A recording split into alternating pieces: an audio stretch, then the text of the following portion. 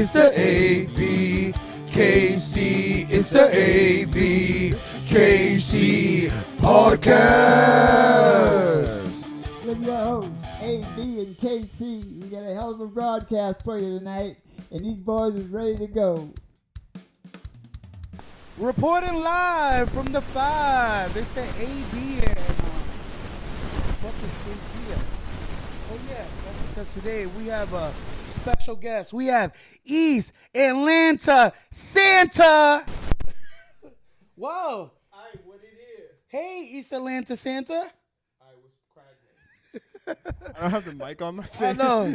We are was back. cracking. We are back with the first Christmas special Ever. And as you can see, I tried to get my outfit. I did try last minute because this is what I do. I'm a last minute type of guy, and I was clearly unsuccessful. But my partner over here went crazy. Explain the outfit. Explain the fit. Well, we've talked about this before. So Gucci Mane, aka East Atlanta Santa. How many Christmas albums does he have? I don't know how many Christmas. I know he has at least 5. Okay. But there's potentially 8 or 9. But I feel like he's such of a Christmas icon, and people just don't give him his respect. Because Mariah Carey, she gets all the respect. She gets all the credit. I think it's a little overrated. She has sometimes. one album. Realistically, she has one song. Right. But Gucci Mane, Guwap. Yeah, I feel like real ones know that Gucci Mane is Christmas. So He's the definition of Christmas. shout out to Gucci. Shout out my nigga Gucci. But yeah, for those of you who can't see, I got the little Santa suit on. Ooh, okay. And then what really makes it Wait, does the camera got the socks though? Because I don't think they got the sock game right now. Yo, for those that don't know, back in the day, Burlington used to have these socks for $1.99. Do you remember when they used to have the pack you get 5 for $10? You remember those days? Yes. When they used to have the little table full of socks. I'm telling you right now, if your sock game is up there, you're definitely him, and it definitely gives daddy vibes because it tells you that you care about the little details in your fit. Yeah. If you got Christmas socks, you got any type of theme holiday socks, you're him. So you got the Christmas light on your socks, okay? We got the Christmas light socks. Okay. We got the bacon dunk. Ooh. Oh, come on. You had a flex like that. Come on now. Yo, also, if Nike, if you want to sponsor us, we will take Nike sponsors. But what really brings it together. Oh. It's the ice cream cone on the face. It's the ice cream cone. Actually, he really got this tatted this morning. So this is real. Yeah, and it still hurts. From now on, this is what you're going to see. As a matter of fact, he's going to transition to this seat by next week's episode, and I'm going to sit over there so he can hide the tattoo. Oh, man. But, we are in the Christmas spirit. It's actually snowing in good old Worcester, Massachusetts right now. I'd love to see it. I'd love to see it. And, this weather is ass. I'm not with it, bro. Oh, man. I'm telling you right now, the other day, it was in the 50s, and I'm like, yo, where in the United States is it in the 50s during Christmas? Because I definitely want to live there. I definitely want to be where it's 50 during Christmas. I don't want anything under 30 degrees is trash. With wind. Yeah, I'm not with it, bro. My thing is I don't do any fun winter sports. I don't ski. I don't snowboard. Yeah. So the snow is really just an inconvenience. It's an inconvenience at that point. You know what I do do? You know what I do during the winter? I shovel. I clean my car. Is that a sport? Because I feel like it is. And I feel if it was a sport, I'd be the LeBron James of plowing snow. You know what's low-key terrifying? Have you ever been driving at night when it's not a blizzard, but it's those falling quick big enough. fucking flakes, and it just keeps falling, and your wipers are on full overdrive. Dead ass. And you can't see. Bro, I remember one time I was headed to work. It was I was working at the pharmacy or whatever. Shout out to you. Oh yeah, shout out pharmacy work. Been there for a couple of years. Hey, I think I'm still registered in Massachusetts as a pharmacy technician. It might have expired, but I did have my license though. But with that said, so I remember. So the thing with the pharmacy is they never shut down no matter what. Oh yeah, they were open regardless. Yeah. So I remember my shift was the 6 to 12. Yeah. And it started it was legit blizzarding. Did they ever offer the hotel stay with you?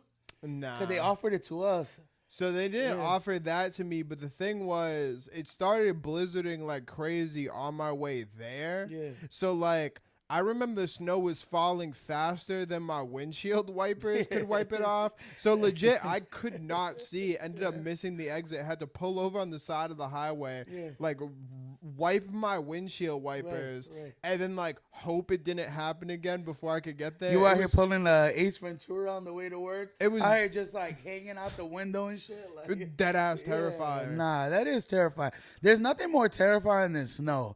Like, people will be like, oh, snow's so pretty. It's so fluffy. Fuck around, get caught in a blizzard, bro. It's slippery. You can't see. You're like pissed off. Everyone's driving slow.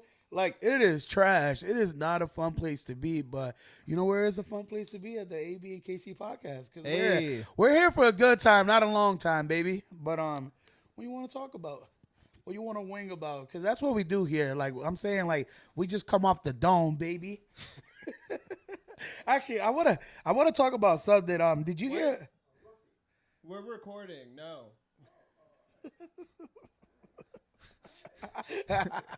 He's like, all right. Yeah, you know what I want to talk about? Yo, did you hear about that OnlyFans model that made $43 million in that 1 year? That's crazy.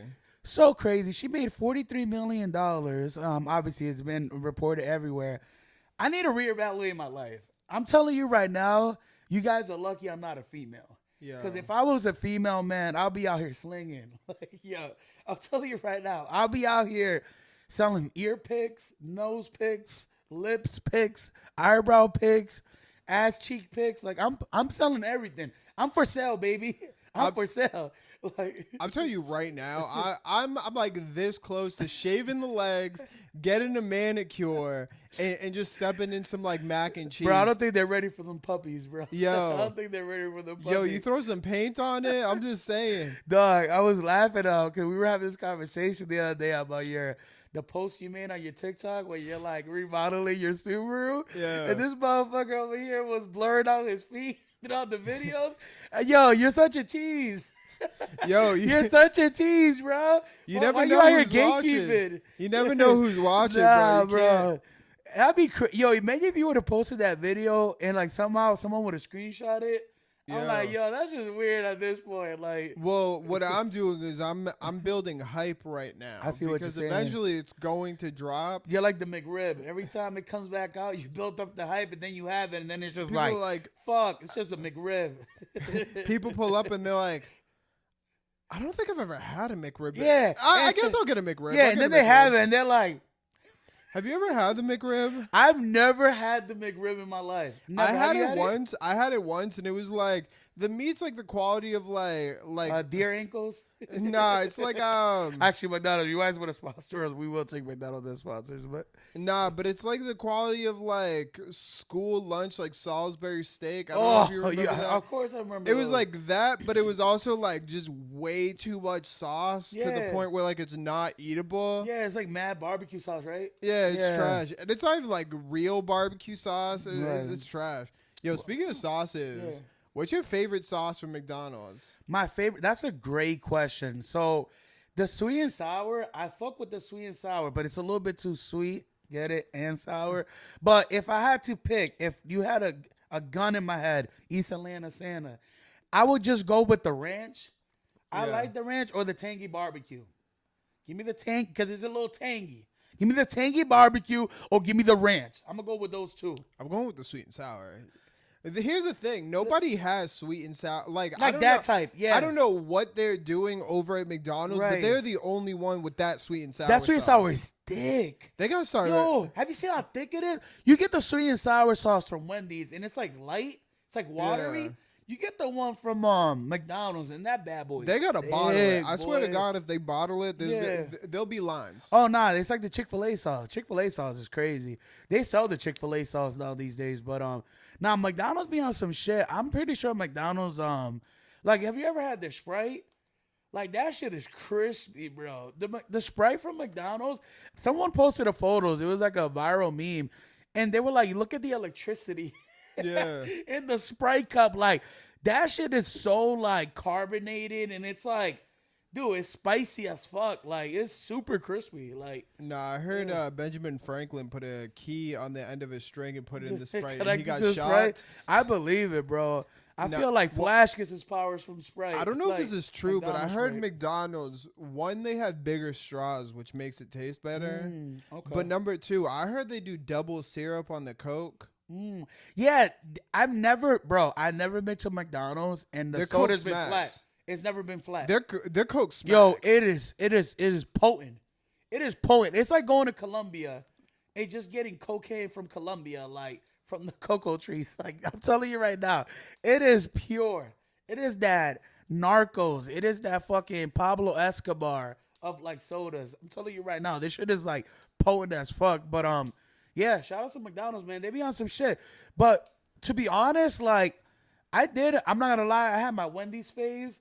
I fucked with Wendy's heavy. Like I think like their burgers are like underrated. Like you get the Dave singles or you get like the Baconator. Like any of those burgers used to slap. Like I remember back in the day we used to get like, I think you used to fuck around with like the spicy nuggets. You get the nuggets, you get the cheese sauce. And their sweet and sour is not bad, but again, it's not McDonald's sweet and sour sauce. So. Well, the play at Wendy's was spicy nugs with the buttermilk ranch because they have buttermilk ranch. Oh, I forgot And about the that shit buttermilk bangs. ranch. Yeah. Shit bangs. Nah, the butter, yeah, it does. I think it's actually it's better That than McDonald's. BMR. Ooh. Yeah. Have you ever been to on some big back activity? Have you ever been to like multiple fast food restaurants to grab something from here? Yes. And Yes. what was it? What was the contraction? Like, what did you build? Like, So this time, I don't know if I was trying to like build anything. it was just like you were craving But it? this time last year, I was just working an absurd amount of hours, and Yeah. I just had no chill as far as my diet goes.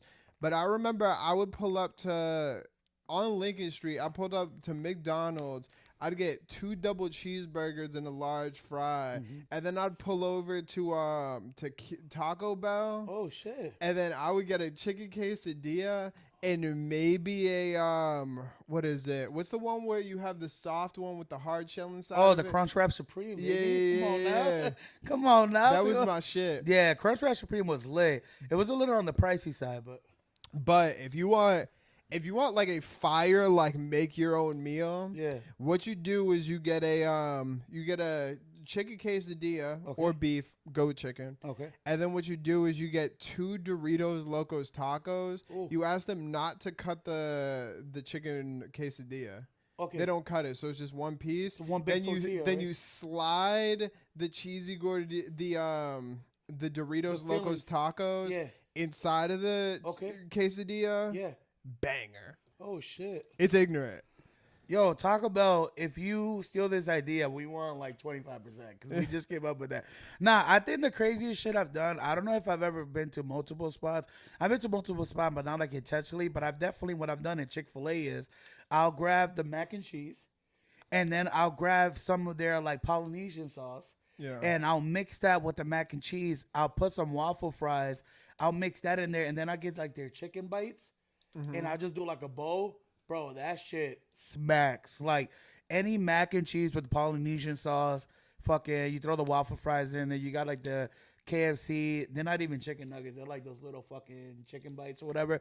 That was a smack. Like, so that's what I usually do. I just put it in a bowl, shake it up.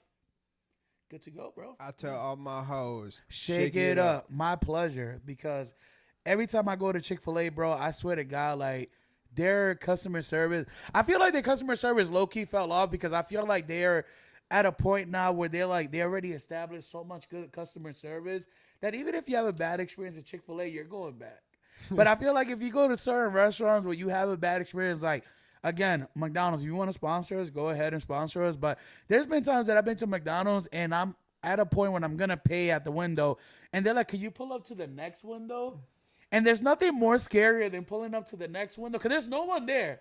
It's just like an abandoned post. Yeah. And you just got to wait there till they bring your food. But I guess that they do that. So I guess they keep track of their time. And it just looks good for the corporate office.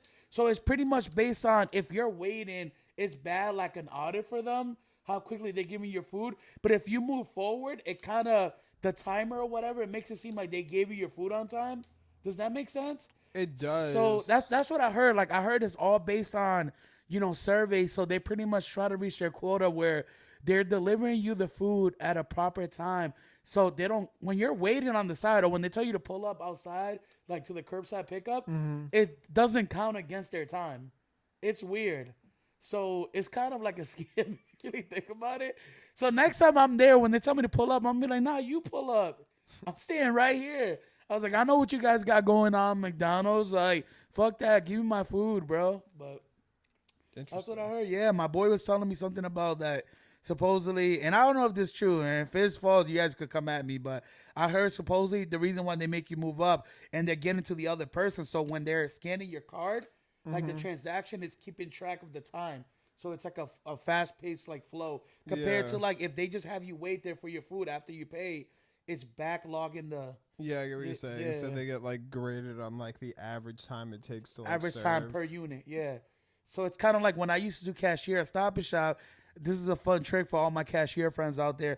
So when you're scanning, if you hit the total button, it stops your timer. So we used to have logs. We used to have competition, how many items you can scan per minute. So if you fuck up your numbers, is if you just don't hit the total button. So it's kind of pretending like you're waiting for shit to come down the converter belt or you're still scanning. So if you hit that total button quick, even though they unloaded off their car, I'm telling you, bro, you got fucking prime numbers out here, bro. You out here like And that's why they just closed a bunch of Stop and Shop. No, because they were slacking, bro. They were slacking. That's back in the old days, Too many bro. people hitting the total button. Nah, too many people. Too many They people hit the patting total the button. stats. They weren't the best cashiers. They were padding stats. They were padding stats. We don't pass stats. Yo, I'm about to start Total Gate. Yo, that's crazy.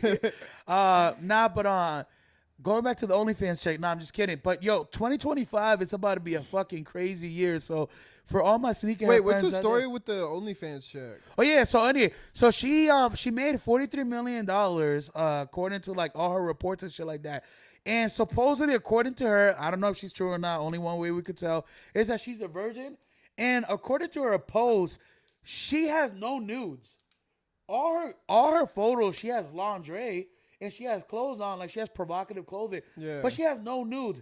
There's some girls that are doing like worse numbers than that, and they're dead ass like fucking butt ass naked. Like that's or not how doing you're all supposed to this use a shit. pool noodle. Yeah, so it's crazy. So I heard there's like a fix. Like I heard if for all people that subscribe to OnlyFans, like subscription, more power to you. If that's your thing, go ahead.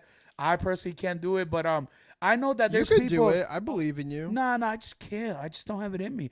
But no, what I heard was if you look at a girl, because they always throw in promos. Like if you have an OnlyFans page, like a female, she'll be like 3 months for like 40% off or some shit like that. Yeah. But based on the price that they're selling the price at, you could tell if the girl posts nudes or not. If that makes sense. Like if it's on the higher side, she's high key posting nudes. But if it's like, I don't know, and some of the popular girls, they be having deals, so they be like $9.99 a month. Chances are it's just lingerie pics. Interesting. Right. Yeah, but there has to be somebody out there for $4.99 who's just like No, right. going to town. Right. I don't know the actual like the actual way how to like break it, but there's ways, because I remember I be in the comment section and there's a lot of people that are against OnlyFans, like in the World Star comments, or like any sponsor OnlyFans like girl that you get on Instagram or social media, they'll be like they'd be like OnlyFans detected and neglected. Like they'll write some stupid shit like that. Or they'd be like OnlyFans detected, like, yo, like we're not sponsoring this. Or there'll be that one person that'll be like, yo, World Star fell off. Like there's always like talking shit because like they'll be promoting these like Instagram models, like promoting their OnlyFans and shit. But a lot of the comment section, they'd be like, bro, don't even work for it, bro. Like based on the price, she's high key wearing like clothing in all her pics.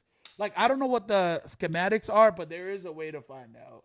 But then you also have, like, people like that girl, Bad Barbie. Her shit is, like, 20-something bucks, someone said. Yeah, and but then she's also just... she don't post nudes. Like, it's all, like, a lingerie. Well, obviously. she has, like, the same appeal that, like, Mary-Kate and Ashley had when they turned 18. You know what I mean? Because she was, like... It's just the more of the, like... Because people knew about her when she was 16, so it was, like, a 2-year countdown of creepy dudes being like, creepy. ooh, 18. Yeah, look who's 18 now. I remember in history class, my history teacher in the 7th grade, I remember... Mary-Kate and Ashley became 18 while I was in the 7th grade. I remember that because my history teacher came in and he was like, hey, fellas, the girls are legal. And I was like, dog, that is creepy. You are like 35. Right. No, yeah, no, that's super creepy. And the creepy thing is, like you said, the world But introduced also us, chill back then. right? The Also world chill back then. the world introduced us when she was like dead ass young and like cursing out Uncle Phil and like talking about She casting not outside. curse out Uncle How Phil. about that? Uncle Phil does not allow that in his house. Oh, that is true. Uncle Phil, Dr. Phil. But she out here just cursed Dr. Phil out. And she was like, I could do what I want. And it's crazy. Like, I know a lot of people say this, but they always talk about how sometimes America makes the wrong people famous. Like, there's certain people that are famous for some wild shit. Like, shout out to the Hawk Tuah girl. But being famous for saying Hawk Tuah is crazy. Wait, did you hear about what happened to her? Something about a scam with crypto, some shit like that? So here's the thing. Yeah. I don't think she knew what the hell was going on. Yeah, that's what they say. But then people were like, that's what scammers say. Well, She came out with a post and said some I shit. think what ended up happening was she got famous. A lot of people like hopped on her thing, and a bunch of dudes who understood crypto came in Right. and were like, "Hey, look, you're hot. Meme coins are hot right now. Yeah. We could create a meme coin. We can make a lot of money, and then a lot of people will buy it. You'll withdraw. You'll make a hell of a lot of cash." And that's how it was pointed to her. Right. And then what ended up happening is she did the meme coin thing, did what they told her to do. Yeah. And then I mean, I don't know if this is the case. She could have 100% known what she did, but just looking at the situation, like crypto is one of those things where you really kind of have to know to know. Right. And I think if she did what they told them to do, then everybody was like, this is a scam. This is a scam. We got scammed. Wait, look at all that. Because on crypto, you could track everything. Right, That's right. the reason why crypto is so like Right. so hot. Right. So anyways, I heard she hasn't had any online appearances, hasn't done any interviews, hasn't done anything since the since the scam. Well, yeah, no, I mean, shout out to her because she actually lasted longer than I expected. That's what she said. But at the same time, like I remember, like when she came out with the Hawk Tuah shit and all that, there was a lot of people that were like upset with her because she didn't have a management team. There was a lot of fake social media profiles out there, and there was people capitalizing like off the word that she said, like in merch. So she ended up like being upset because she lost that original like money flow that was coming in while it was like really hot. So I mean, she was taking L. So you are kind of right. She doesn't appear to be like the smart type that would you know, I don't know, come up with a plan like that to like scam people. But I just don't think she understood crypto. Right. That's what I'm saying. I don't think she's like the brightest woman in the room. But yeah, I don't know. That shit's crazy. Yeah, Though. it is super wild if you think about it. I mean, but that's yeah. But yeah, no, man. OnlyFans, I'm telling you right now, man. Like, you guys are lucky I'm not a female, man. I'll be out here in these streets, baby. I'll be out here in these streets. I'm telling you, everything's for sale. You know what sucks about OnlyFans? Not sucks, but the thing I feel bad about is like I don't think like people in general realize how much work it takes to get people to come to your OnlyFans. Right, it's a lot of work. And bro. like through the years, I've seen plenty of girls try. Like, yeah. you know when you have somebody on your Facebook yeah, page and they're yeah. just randomly throwing them out Right, there, right. hoping. Yeah. And then like, and I swear to God, every girl, not every girl, but I'm sure at least 80% of the girls who like are doing OnlyFans, they see like the top earners, like the people who are cashing in like they'd be like 20K a it's week. about to 200 be a hot like, girl summer. ooh, Like, yo, we it's outside. about to be a white Christmas. We outside, and then they get their first check, and they're like, "We're not outside. I didn't get a real job." Nah, it's fucking crazy. She's like, I posted pictures. She's like, of I'm me. inside. I posted a picture of me in bikini. Yeah. Provocative photos of me in a bikini. Yeah. My aunt saw those, so I can make $13.99 a month. Bro, nah, it's crazy. There is a couple girls that I know too personally that tried the OnlyFans thing and it just didn't work out. It's super tough. I think it's tough because they don't know how to market. So what happens is they create the OnlyFans page, but they're not reaching audience outside of the state that they live. But they also want to be Not private. even the state, like the Well, no, the hold on. Facebook right, friend group. Right, absolutely. Just out of their circle, right? And then what happens is a lot of them want to be private. Obviously, they don't want like their friends or family knowing that they have and I'm only speaking for these. I know some others promote it, but some people do have it on the low end, like low key, and they just don't want like their circle to know. But then they're not reaching the certain audience that they have to reach. Yeah. So at this point, they only have a certain amount of subscription, and it's just a waste of fucking time. And also, I know girls that also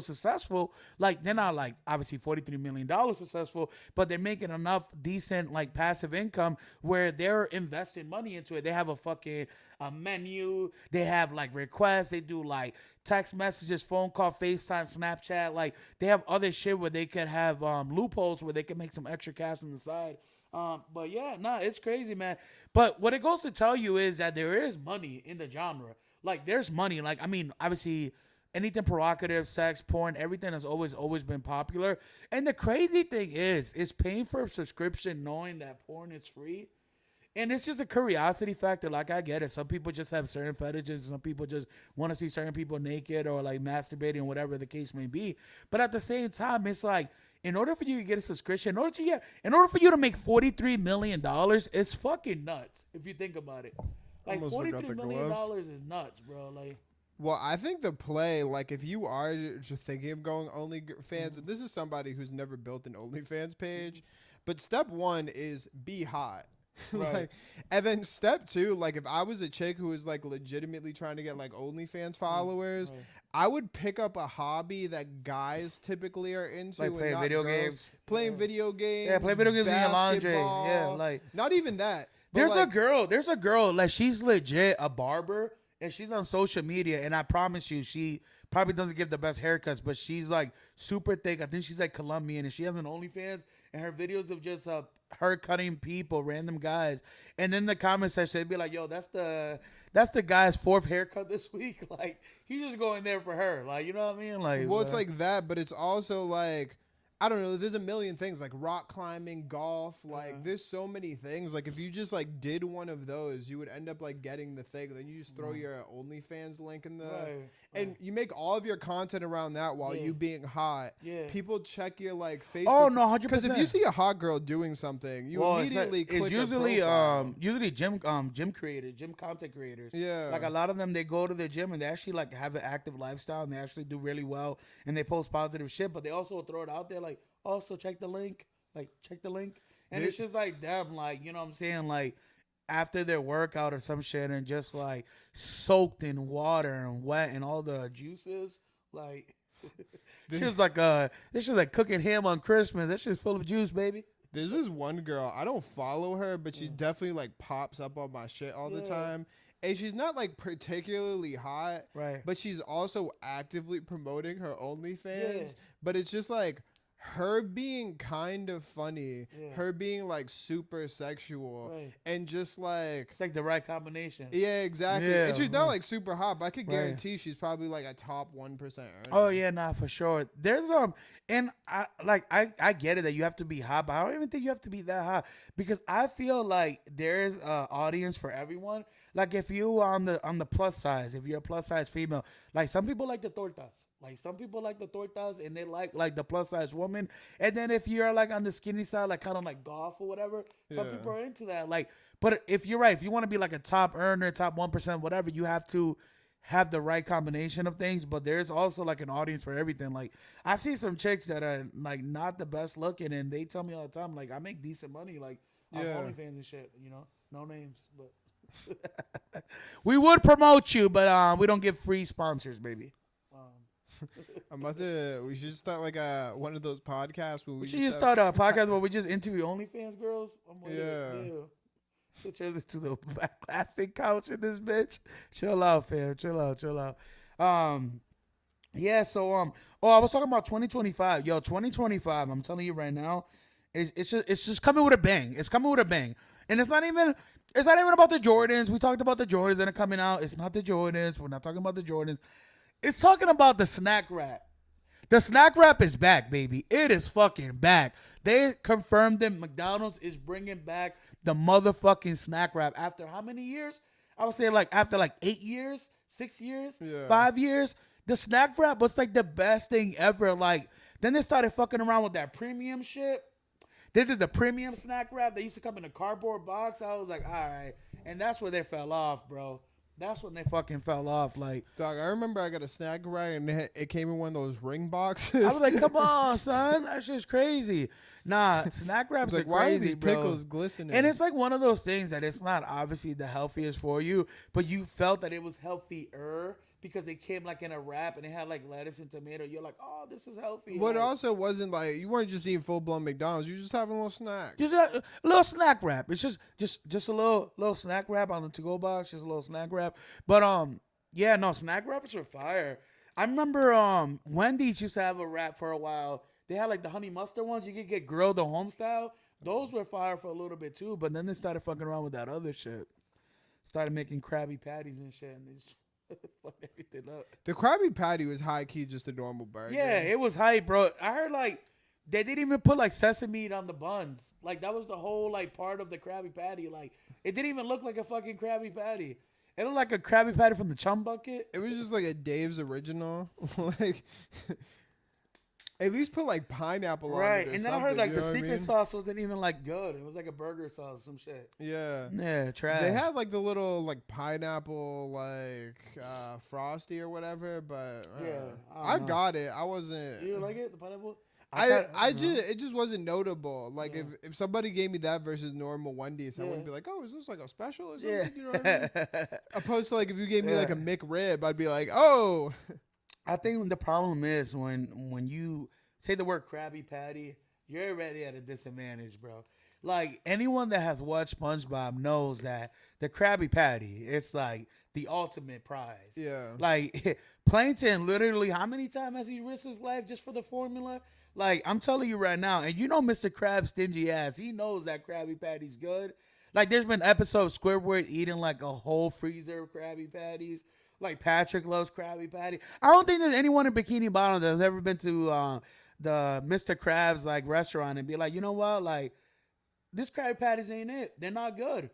There was only one guy, and it's the guy that kept hiding the pickles under his tongue. Like I clearly said, "Where's the pickles?" And he's like hiding them and shit under his And tongue. arguably, he was just trying to get more Krabby Yeah, Patty. it wasn't he didn't like it. He was just trying to finesse the system. Like Krabby Patty, I'm telling you right now, like, has there ever been like anything in a cartoon, food or some shit that it just looked delicious? You high key wanted it. For me, it's a Krabby Patty. But like, I has there remember- been something like, you know what I'm saying? So when I was a kid, I used to watch the Sonic like cartoon. Yeah. And they were like obsessed with chili dogs on Yeah. them. And dog, I remember like when I was a kid, we didn't have like hot dogs quite a bit. I'd be like, oh, we're gonna make chili dogs. Yeah, right. What was that? There's like a famous episode in one of the Goofy cartoons where they eat like a cheese pizza. I'm not sure. Yeah, it's like I'm sure I'll like send it to you. So it's like Goofy's like son, or I don't even know if it's son or like family member. Shout out to He's like- Max. He's like eating, or even like the cheese pizzas from like the Ninja Turtle cartoons. Them shits look fire. Yeah. They got the extra cheese food and shit. I was a kid. I was like, I want one of those. I was like, I was like craving one of those and shit. And then you realize that sometimes shit in cartoons just look better than it is. Like for instance, Dexter's mom. I've never seen chicks built like that. Also, low key mommy. Dexter's mom. Oh, High key mommy. oh, she had that Miss Incredible waist. Catch me out here, fuck around and find out, bro. Like shit. And then I think my biggest flex from a cartoon that I've always wanted, I high key wanted Hey Arnold's room. Nah, his room was fire. He had a little skyscraper and shit. Like he had like, his room was such a vibe. Like imagine having that room, bro, where you could just like look at the stars and shit, pull out a little hookah, play a little Gucci Man and shit. Like shit's a vibe. It's a little vibe. Said, hey Abel, Arnold's mad Dominican now. Yo, hell yeah, bro. Out here like me, that football head.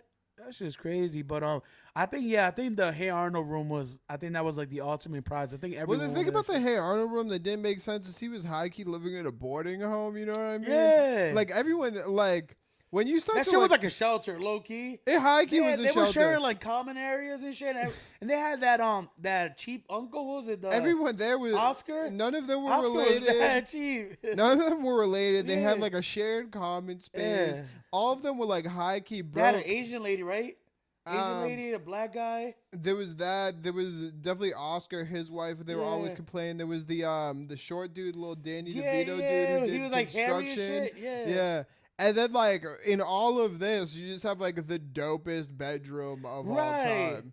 It was, if you think about it, like Like Arnold was out here money laundering. I don't give a fuck what no one says. Arnold was out here living in like a halfway house. Yeah, like. nah, but like he had the best room. Like I think that shit was a cover up. He was definitely selling some shit, bro. I don't know what he was doing. He was out here selling used gum to Helga Pataki. That bitch had a collection of fucking used gum and shit. She had like a whole shrine of this dude in the closet. Yo, shout out to what was the girl who used to like? Her name was like Delilah or something. The one with the red hair. Oh, I think so. Yeah. Or Lila. Yeah, he used to love one of them. He was crushing. Helga was crushing on him. Yeah, and then he was crashing on the other chick. Yeah. Yeah.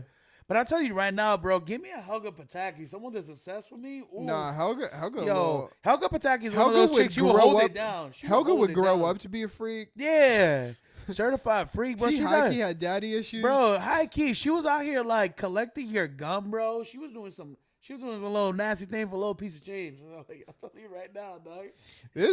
There was one episode where I think he was like fucking around with her to make Lila jealous. Yeah, and I remember there was a scene where they're like making out and like swapping gum and shit. Yeah. And I was like, yo, this some naughty shit. I was like, you need to stop fucking around with that. Yeah. Also reminding us of our friend from the last week episode in the Boys and Girls Club. Niggas are making out like that. On the bus and shit. Yeah. Nah, motherfucker come up like... You remember him? The one she used to punch in the face? Yeah. That was was he? No, that wasn't Eugene. Eugene was the clumsy one that always used to be in some shit. He always fall and be like, I'm okay. Yeah, I'm okay. And then there was the Harold, right? That was the bully. He was the big one with the tube. With the tube, yeah. Then there's like Wolfgang. He was like the 5th grader or whatever. Yep. And then what was it Stinky? Yeah, was it Stinky? Yeah. And then Gerald. It was Gerald, right? Gerald, yeah, he was the black one. Wasn't there another bully? It was Stinky. Stinky wasn't a bully, and Harold was like kind of a bully, but he was still like part of the crew. But like I remember the real bullies were like the 5th graders, just because they were so much bigger. Right, so right. High key fuck with them. Yeah. I remember the Stoop Kid episode. Yeah, that shit was fire. Hey, Stoop Kid, afraid to leave Stoop. Arnold gives him the courage, and then he pops off and chases Harold's fat ass down the street. He was like, "Hey, Stoop Kid," and he doesn't know that he can come out of the stew now and shit. Nah, my favorite episode was the episode where it was really hot. Yeah, and they're like trying to buy ice and it's like melting. And then at the end they like burst one of like the fire hydrants or some shit, or they tip over the ice cream truck. I remember they doing that. He's like, yo, ice cream's gonna be like $20. Yeah, he's like $20. Yeah, they started shaking like, the truck. It's supply and demand. And Helga looks at me. She goes, "Well, I demand you supply me with some ice cream." Then they flip this motherfucking shit. Helga Pataki, mommy. Gives me Yo. mommy vibes, bro. Her sister was mommy Olga. Ooh, you remember Olga? Yes, We talking about Olga now. You know who was low key hot? All right, remember in the Rugrats, what was the Angelica's mom? Yeah, you like the little business type. Bro, she had a little fitted suit. She had the little Hillary Clinton fitted suits on, little pantsuits. Fuck around and find out, bro. Like, also, Helga Pataki's mom, high key, just like an alcoholic. Oh yeah, right. She was like a drug, and then her dad was like, he was a businessman, so he was like never around. Yeah. I remember that episode. Remember that episode where they're gonna buy the whole block? I think that was the movie. Yeah, the movie. That was the Hey Arnold movie. Yeah, that shit was lit. I peeped that shit like a year ago. I was like, yeah, Hey Arnold's fire, bro. If you don't know, like, go back to the archives, bro. Well, the thing is, I feel like back then, like, as time's gone out, they've like deemed more stuff as not being suitable for like children. Right. But if you like watch that stuff, like, it is real life situations, while still not getting too crazy. Mm-hmm. You ever seen the movie Stand By Me? It's the one where there's like a dead body. Is that with Morgan Freeman? No.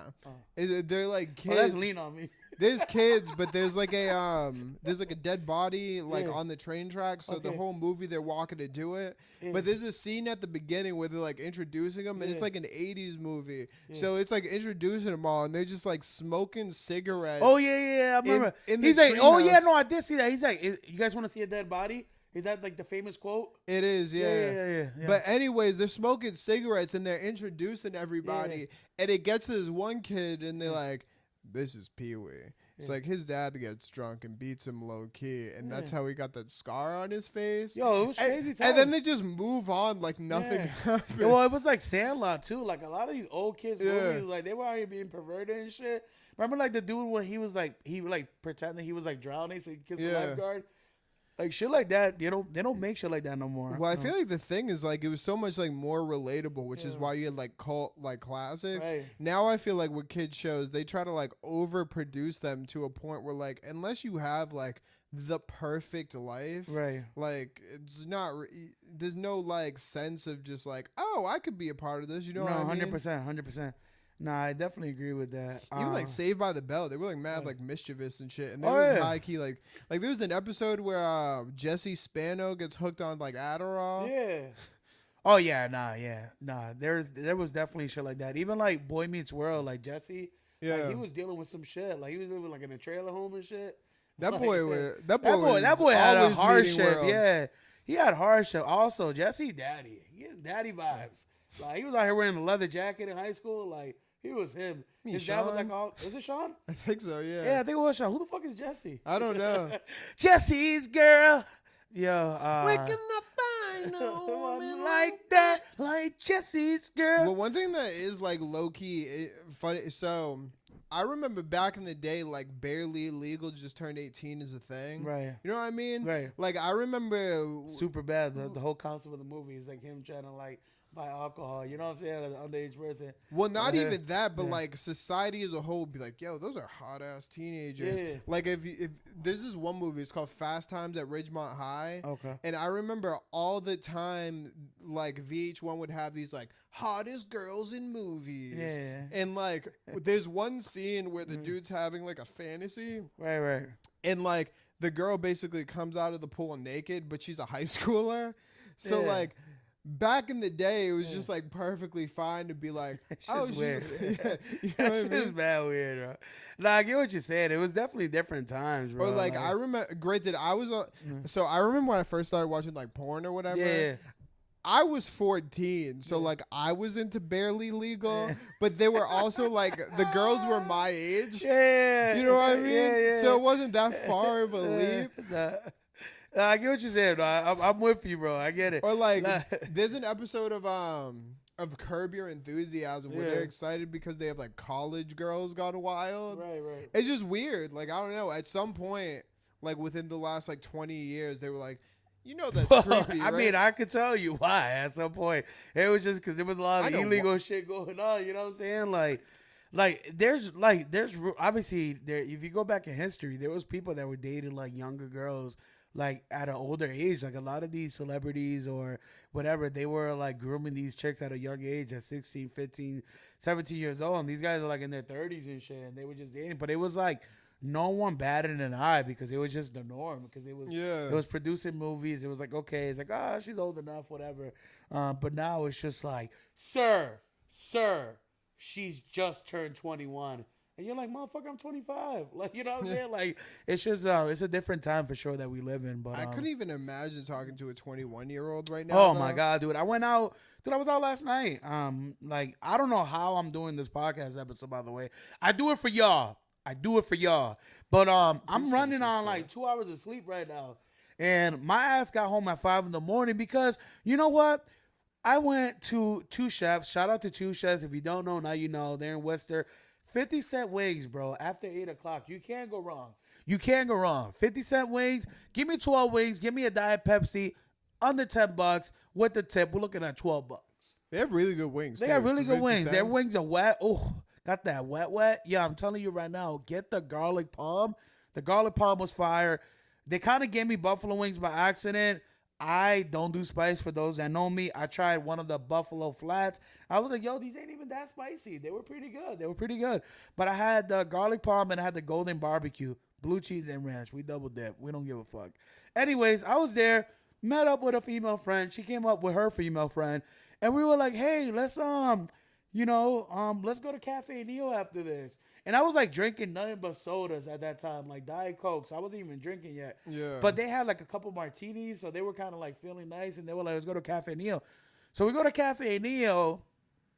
I high key. I'm already in the queue. I'm already signing up. I'm not playing around. I go to Cafe Neo. I go to any karaoke spot. Like that queue could get pretty crazy. So you want to get your song in there. Just let that shit marinate. Yeah. So I go in there. I put the song in the queue, and the first song that I do is Not Like Us. So the funny thing is, the people before me, they had a Drake song. It was Marvin's Room. So they That's sing a terrible right. karaoke So they song. sing Marvin's Room.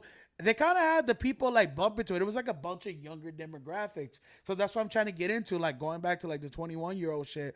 There was a lot of young people there. So they doing like Marvin's Room, whatever. I'm like, all right, bet. But I didn't plan it for me to come up next. So then Not Like Us came. And then the funniest shit, bro, I'm there singing Not Like Us. And I'm like, wop, wop, wop, wop, wop. I fuck them up. I'm going crazy and shit. By the time I get back to the bar, I just like, you know what? I don't know what the song did to me. I was like, we're doing Jaeger bomb shots.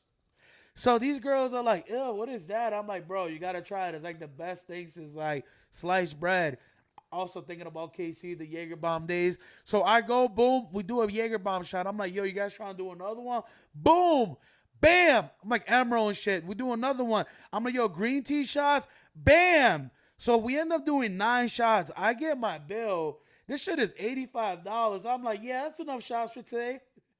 I was like, we're not doing no more shots because at that point we were just better off probably buying drinks and shit. So anyways, we're there. I start looking around and I'm like, hence the chick that I'm with, she's 37 years old. Other chick is 33. I'm 33 years old and there's a bunch of 21-year-olds. And we start looking around. I mean, there's like a mix. Like there was like a bachelor party, so there was like someone was getting married. There was like Thursday is high key like college night. yeah, there was like some people. There was definitely high key like a bunch of groomsmaids that were there. So like bridesmaid, there was a bunch of groomsmen and bridesmaid that were there. So there was a lot of people and shit. But it was like a vibe. But at the same time, like getting back to what you were saying, like I looked around, I'm like, yo, I don't know if I could party with these young people, bro. Like, it was just weird. And then it's weird because we had this conversation on the phone how when we were younger, we didn't see, we would look at someone that was a little older than us. We're like, oh my God, they're like so much older than us and shit like that. But then from the other perspective, seeing it now, you definitely see how young people are. Yeah. Like, I'm pretty sure 21-year-olds look the same as when I was 21. But now being 33, I look at 21-year-olds. I'm like, yo, this is like a child. Well, I feel like I'm better at it now, but like up until I was like 23, I just assumed anybody who was doing what I was doing was my age. Right. So like even if I saw a 33-year-old, I'd be like, "Oh, how old are you? Like 24?" Yeah, like joke around, give them a little compliment. Not even. I just thought they were like legitimately Oh like shit, my age nah. from looking at them. I'm not lying. I would use that pickup line all the time. I mean, it's a fun pickup like, line. Yeah, she's like, oh, how old are you? She's like 33. I'm like, no I'm way. saying- You're like 25. You're 25. Let me see an ID. But I'm saying like more from the perspective of just like my awareness. Right. Like now if I see like a group of 7 people, I could be like, you're probably in your 30s, you're probably in your 40s, you're Right. probably in my 20s. Right. If you gave me that same 7 people when I was in my 20s, I'd be like, he's probably 20, he's probably 20. And then like someone who's like really old, I'd be like, 35. Meanwhile, the guy was 60. Like, Yeah. Nah, I don't know. I can't do it, bro. I think the last time we went to I think which they high key closed. Also, moment of silence for whiskey on water for high key closing. Did they? Yeah. So they ended up closing. They ended up shutting down. My guy's over here with the OJ glove. No, I'm just making sure we're still recording. Oh yeah, we good. So moment of silence, quick moment of silence to like whiskey on water. So there's rumors that they closed down, and my boy just told me about that. But one thing about whiskey on water, I remember the last time we went there. That's when that like Mandela effect fucking hit me or whatever it was. That I was like, That's not a Mandela effect. well, for me it was a Mandela effect. I looked around, I'm like, yo, I'm old as fuck. Like, what the fuck am I doing here, bro? Like, I feel like I don't know what it was. If I got out the matrix, outside of reality, outside of my comfort zone where I'm like thinking like right. But I looked around, I'm like, yo, like I'm definitely way too old to be here. Like I saw a 21-year-old try to grind on me. I'm like, bitch, please. Like I'm good with that. Like that whole day, I remember like one of the chicks came up to me and I was like, I can't do this shit, bro. And that was like the last time that like I really went out like to that place. But yeah, they're like high key closed now. So We had some good memories there. Well, I feel like they were like the last. They were like the last bar of like that era for me. You know what I mean? Absolutely. I feel like That was like that. That was like the last Blockbuster when they closed. Like, yeah, it was like the last one that was still holding strong. You know what I mean? But because like we've talked about like different bars throughout the years, and I feel like like all of them slowly like closed and went away, and these are all just like bars where you can kind of dance like it's a club, but there's no VIP, so like the prices are and whiskey on not whiskey on water. Yeah, whiskey on water. Yeah, whiskey on water. Yeah. They were like the last one where I was like, oh, this is still like fun and like exciting. Like I've been to like White Eagle and that place is like chill, but I don't really drink like that right now. Right. No, I get you. I also go through waves where I'd be drinking. Like right now, I'm like, eh. Nah, well, the best thing about whiskey on water was the fact that the dance floor, like they just had a good dance floor. They had a good music for the most part. The DJ was kind of lit. Like the bar, it was right near the dance floor. The bathrooms were community right there. We used to chill like near the bathroom, so just easy access in and out. And the bar wasn't that difficult to get to. It was a long enough bar that there was different ways that you could get your drink. It was like and big they were enough pretty too. efficient. They were efficient. Like we used to get our drinks quick. I remember like making eye contact. That's one thing about us. Like when we used to go out so many times to the same spot, we would try to make friends with like the bartenders, or we would just be nice with them or give them like that. sufficient tips every drink, couple dollars. It was to the point that they used to like legit like. I don't say that like remember who we were completely, but they definitely knew who we were in the sense that they would always get us in and out. Well, I feel like the play, especially if you're like a packed bar, is you always go to the same area of the bar because usually you always get the same bartender. Right. And then if you have cash, that's king. Oh yeah, cash. But like is king, really tip on the first drink. Yeah, absolutely.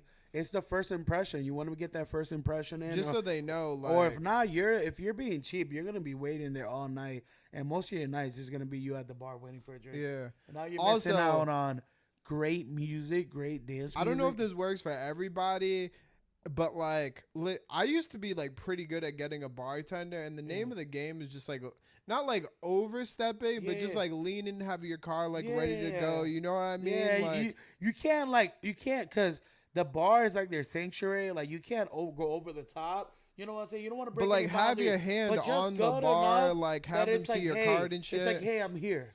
Because they're looking through, they're trying to like see everybody. They don't, because some people just chill at the bar. Like, it just is what it is. So which is the worst. I'm telling you right now. That's like, you know what really grinds my gear? If it's packed and you're just sitting at the bar and there's people over your shoulder and you're just casually having, like, get the fuck out, bro. Like, why are you sitting at the bar right now? It is peak hours. It's super packed. There's people like literally like trying to get their drinks over you, spilling drinks on you, and you want to have a casual conversation. Go downstairs. Downstairs. You know what? You can have a conversation downstairs. Whiskey on water downstairs. They used to have a quiet area. They had like sofas and shit downstairs. Go have a conversation. And when you're ready to turn up, go upstairs, because that's where we be at.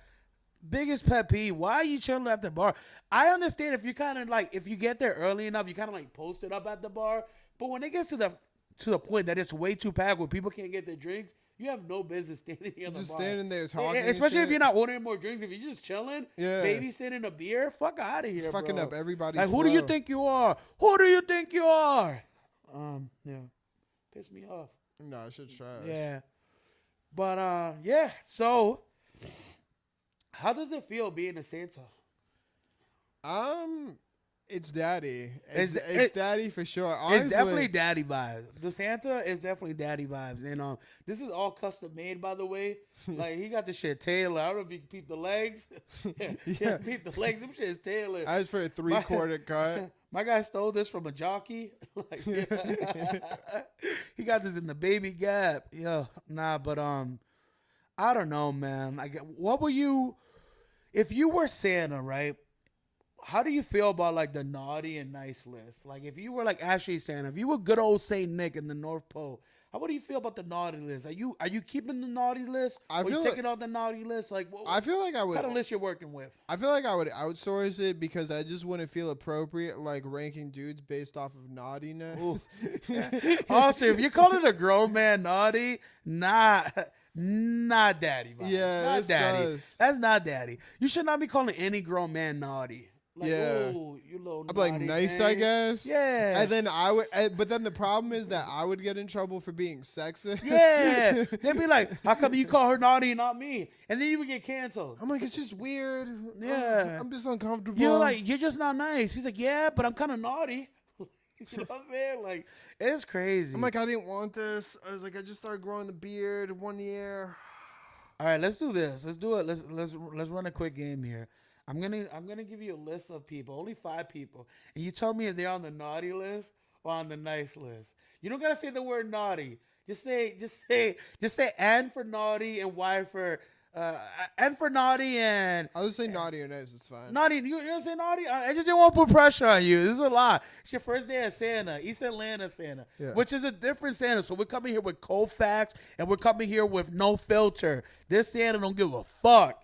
This is not the Santa that you go to the mall and bring your kids and shit with. This is East Atlanta Santa. I want lean. Leave Ooh. lean out. This guy's drinking lean. There's Hennessy in that bottle. It's not water. That'd be fire if I had a styrofoam cup. Yo, that would be crazy. Yeah, that purple drink. I can't put down the cup. It's All right. AK-47. Shoot Ooh. you everywhere from the Ankle up. up. Oh, Gucci man. I'm telling you. Zop and guwap. Shout out to my nigga Gucci. All right, so I'm gonna give you 5 names. I'm gonna throw you a little softball in the beginning, just kind of get you a little hype, and then I'm gonna make it a little difficult for you. Yo, let's get the elephant. Let's just deal with the elephant in the room. Sean Diddy Combs, is he naughty? He could be naughty, or is he nice? Is he on the nice list? If you're Santa, you have to pick Sean Diddy Combs, naughty or nice. That boy naughty. Oh, That boy is naughty. Oh. Naughty. that boy's naughty. a freak. I got Certified freak, 7 days a week. freak off. Freak off. More like naughty off. Yo, he's on the naughty list. Sean Diddy Combs, Bad Boys Can't Also- Stop, Won't Stop. Also, after seeing that hotel footage, Oh, I it did not think look sh- good. It did I not think look good. Sean Diddy Combs is getting cold. Yeah, it did not look good. More like Sean Diddy Cole. There's 3 elevator videos that have always stick out with me now, or hallway videos, hotel videos, whatever you want to call it. The Sean Diddy Combs with Cassie is really graphic if you haven't seen it. The video with Jay-Z and Solange. Beyonce's sister, that was crazy when they're in the elevator. And the Ray Rice video, he was like a running back from the Baltimore Ravens. He beats the shit out of his girl. Yeah. And shout out to the NFL. The NFL will be like, yeah, steroids, no good. You're suspended. You beat your wife, I'm going to give you a couple days off. Like, I'll tell you, the NFL is crazy with domestic violence. But shout out to the NFL. If you want to sponsor us, we're here. All right, name number 2. My guy Luigi. I mean, We talked about it last week episode. If you haven't seen last week episode, go back and talk about we talk about Luigi and United, United Healthcare, whatever they call the insurance company. But murder is very naughty. oh, he got the Santa voice and everything. But yeah, I'm gonna keep him But on you're the naughty East Atlanta list. Santa. Like, you're not the regular Saint Nick. Saint Nick, I feel like all the names I'm gonna give you is naughty. But East Atlanta Santa, I might let that shit slide. I mean, Call that shit street cred. it is for the people. Oh, I mean, I feel like it's nice, but it's a tough one. I mean, it is. I just don't want to get canceled. Just say naughty, nigga. Yeah, he's Hey, naughty. he's naughty. He's a pretty naughty these boy, days. Luigi. You're a naughty boy. All right, name number 3. I'm trying to see. They're all naughty. Nah. I'm gonna give you a layup. Name number 3, Jada Pinkett Smith. I mean, I don't like her, but she's not naughty. She's definitely naughty. The entanglement. She did my guy Will dirty. That's an affair, sir. Yeah, That but is they an be on- affair. They be on some open relationship shit. Yeah. Nah, they be on some weird shit. Yeah. I think the thing. Do you feel that? Hold on. Do you feel that she's responsible for Will Smith slapping the shit out of Chris Rock? I think Will Smith is responsible. Here's the thing. So, I don't like Jada Pinkett Smith. I love when he starts doing this shit. He's about to get into it. I don't like Jada Pinkett Smith. Yeah. I think Jada Pinkett Smith has single-handedly done worse for like the highest rated black men's reputation that you can think of in history. But like, I don't think she did anything wrong. Okay. She's just a terrible human being. Yeah. However, Will Smith slapping Chris Rock. Naughty. Naughty. Well, we love you, Big Willie, but that was definitely naughty. But in Entanglement, I mean, both them on some fuck shit. There's like stories of like Will Smith with like Margot Robbie during that whole like that whole spy movie they did. Yeah. You ever peep that shit? I think so. Yeah. It's the one where they're thieves. Oh yeah. Is that the one with Margot Robbie and Will Smith? Yeah. Yes. I definitely seen it. I saw that. I've definitely seen that movie once, but I wasn't paying attention. Yeah. That movie's only good for one watch because then they reveal everything at the end. Yeah, and you're like, so you're like, you know what? You're like, where the rapper was in the hat the entire time, man. Okay. All right. You gotta like this one. Whoopi Goldberg. I mean, Whoopi did say some naughty things about. She be speaking about in The View. Also, shout out to your dad. Big fan of The View. He's a big fan of The View. Your dad likes some good View. He likes some good Whoopi. My dad likes does. some good Whoopi. What he does every morning. What are you playing every morning? I mean, he just came into asking me to play Whoopi. Yo, please, we need to share that cut. When he's like, Whoopi time? Did he say Whoopi? He said some shit He's like that. It's Whoopi time. It's Whoopi time. Whoopi. So, what's the verdict? Well, she did say some not so savory things about the non-Christmas celebrators. Oh, that is true. And that's this naughty. Is East Atlanta Santa. And that's one thing you're not gonna do is talk shit about Christmas to East Atlanta Santa, bro. Well, you can't be mean to the non-Christmas celebrators. That is true. You can't be mean.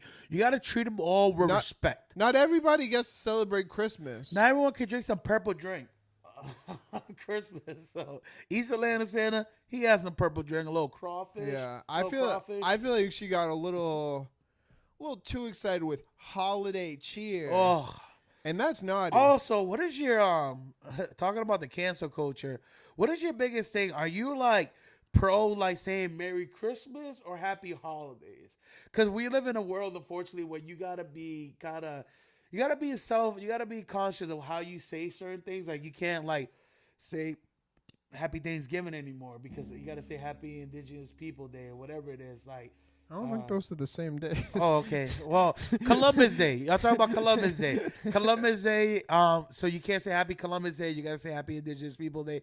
So there's certain things that like it's been twisted just so it can cater to everyone.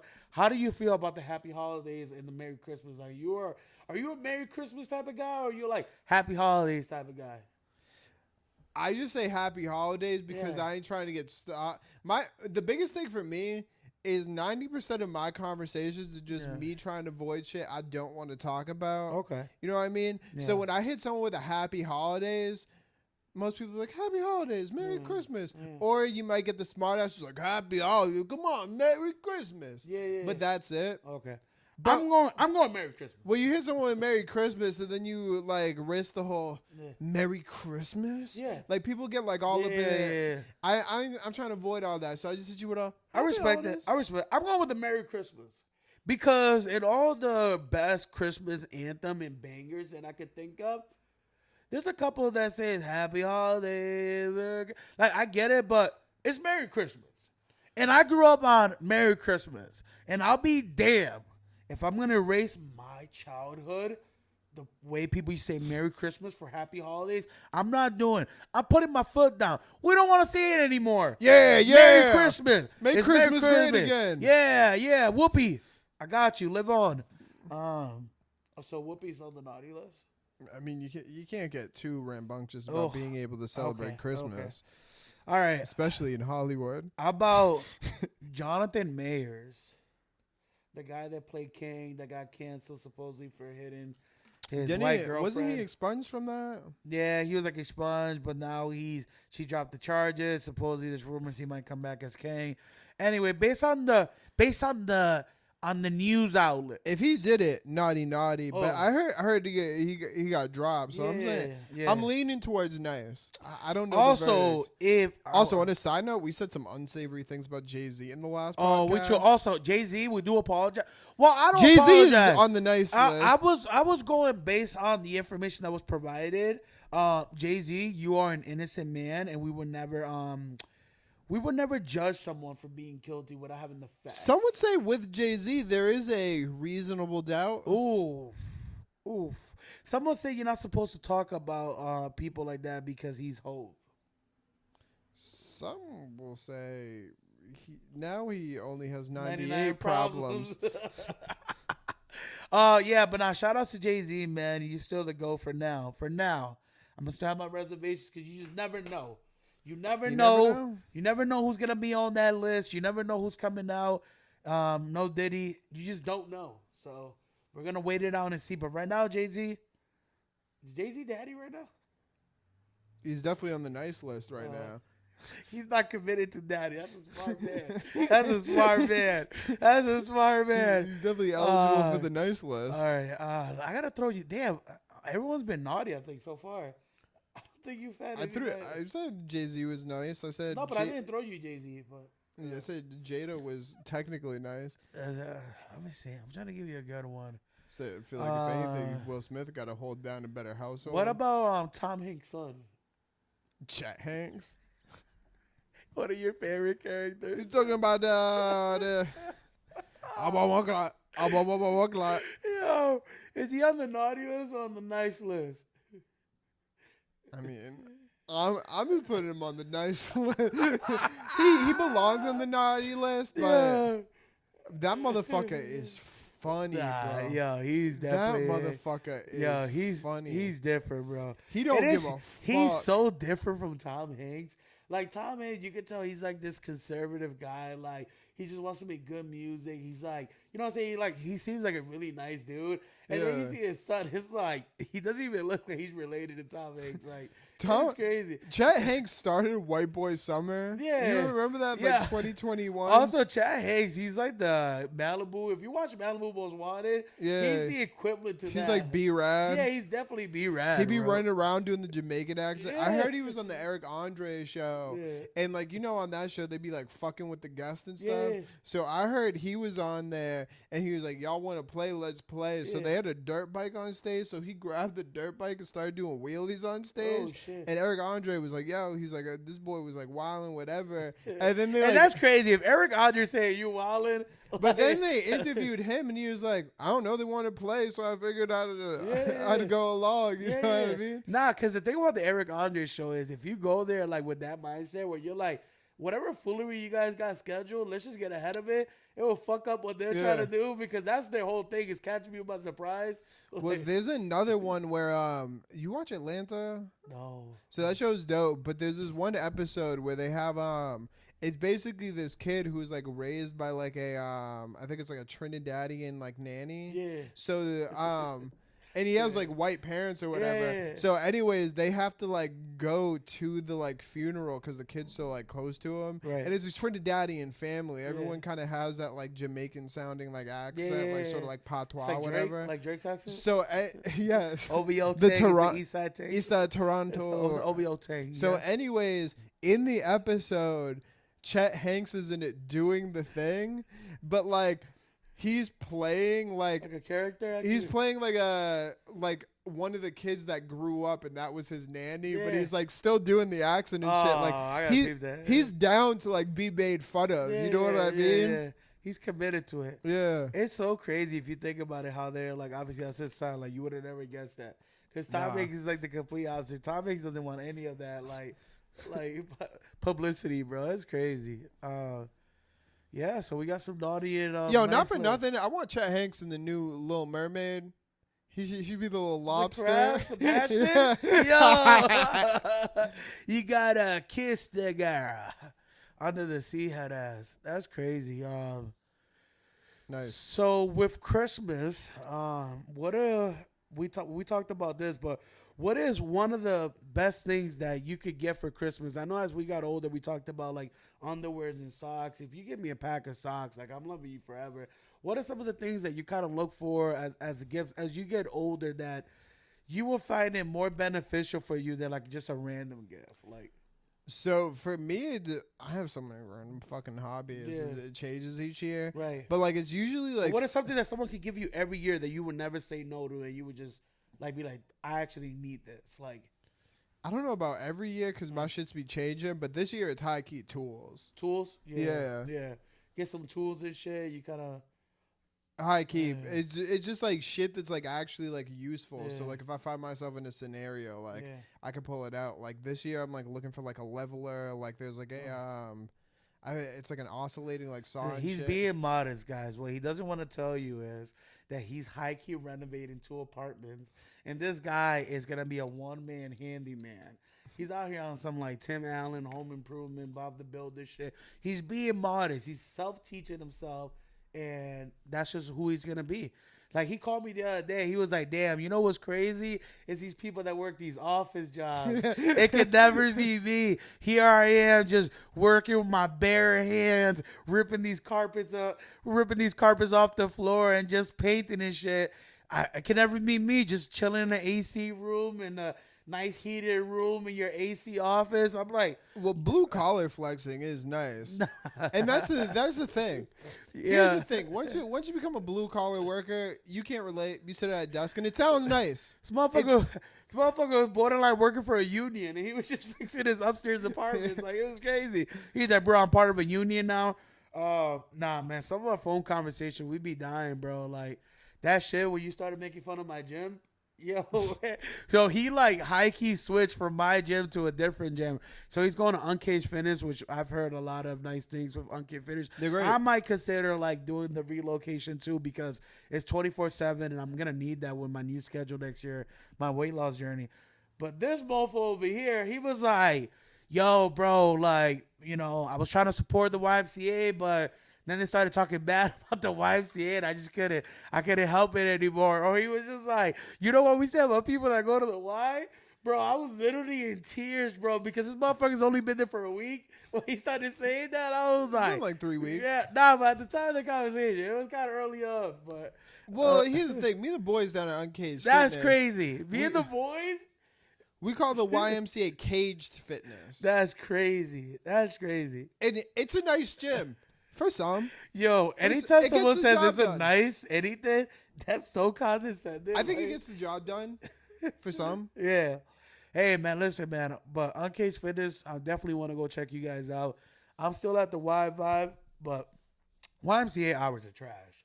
I'll tell you one thing. YMCA, you got to step up your game. You need to start focusing on the other shit. Closing at 5 o'clock on a Sunday, not that. The YMCA on Main Street is dead ass not open. just on closed. Sunday. They on some Chick-fil-A shit. Dead ass. I think they got their shit like wrong. Like, bro, why is the gym closed on any day? The gyms are supposed to be open 7 days a week, at least for a couple hours. Like, I've never seen a gym that's just completely closed one day out of the week. Well, It's that's why we crazy. call it caged fitness because you're Oh. caged to And you're caged to those in. trash hours. You're not limitless. Yeah. I'm free as a bird. Oh. Free as a Oh. bird. Plus, the YMCA they just don't have the equipment for me to get the type of gains. That's that I'm looking to crazy. get. That's good. YMCA has good equipment. We're not Good. about. Yeah. We're not about to bash my gym. I didn't say wait. I didn't say the YMCA didn't have good equipment.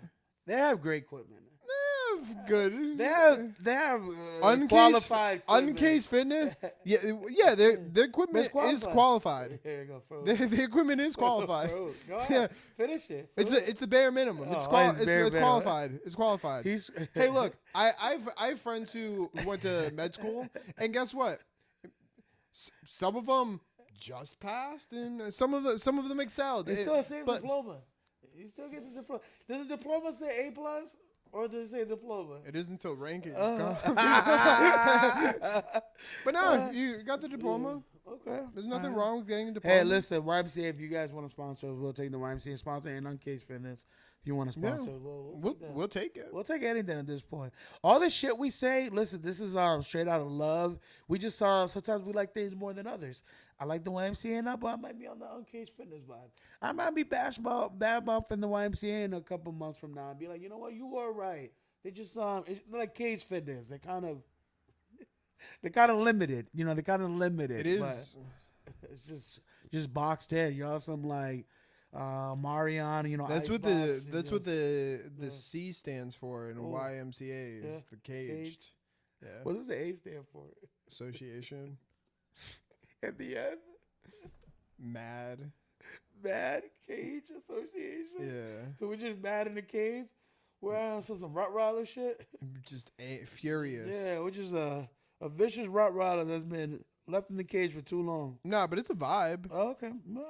Nah. It's all right. It's okay. Forget your roots.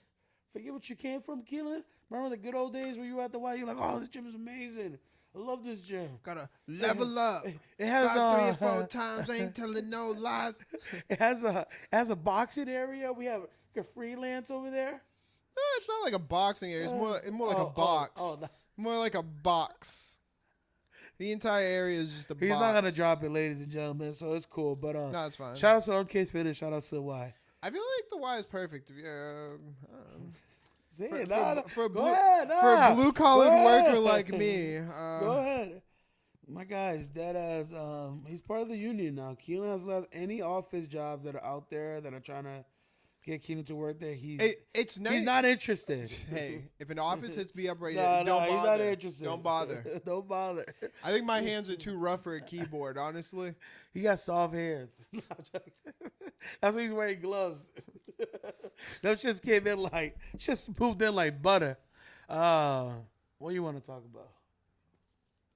Snoop Dogg and Dr. Dre dropped a new album. Oh, they did? Did you listen to it? No, I did not. Well, so I wouldn't call the album amazing by any All right, means. I hope not. But Why do you hope not? nah, I wouldn't expect it to be amazing, to be honest. So I had pretty low expectations going in. Like I Okay. hate to like disrespect like legends or whatever. Well, don't But, like- disrespect the West Coast. 'cause But when you know get what like happened, old, Drake. I feel like both of them like not so much both of them, but I feel like it's just like old enough where it's like you can't rap about the shit that like really made you like popular and have Yeah. it still Oh, be cool. You know Some what of I Snoop mean? Dogg's old lyrics, Yeah. he was wilding. Like talking about women in a disrespectful way. Like shit was crazy.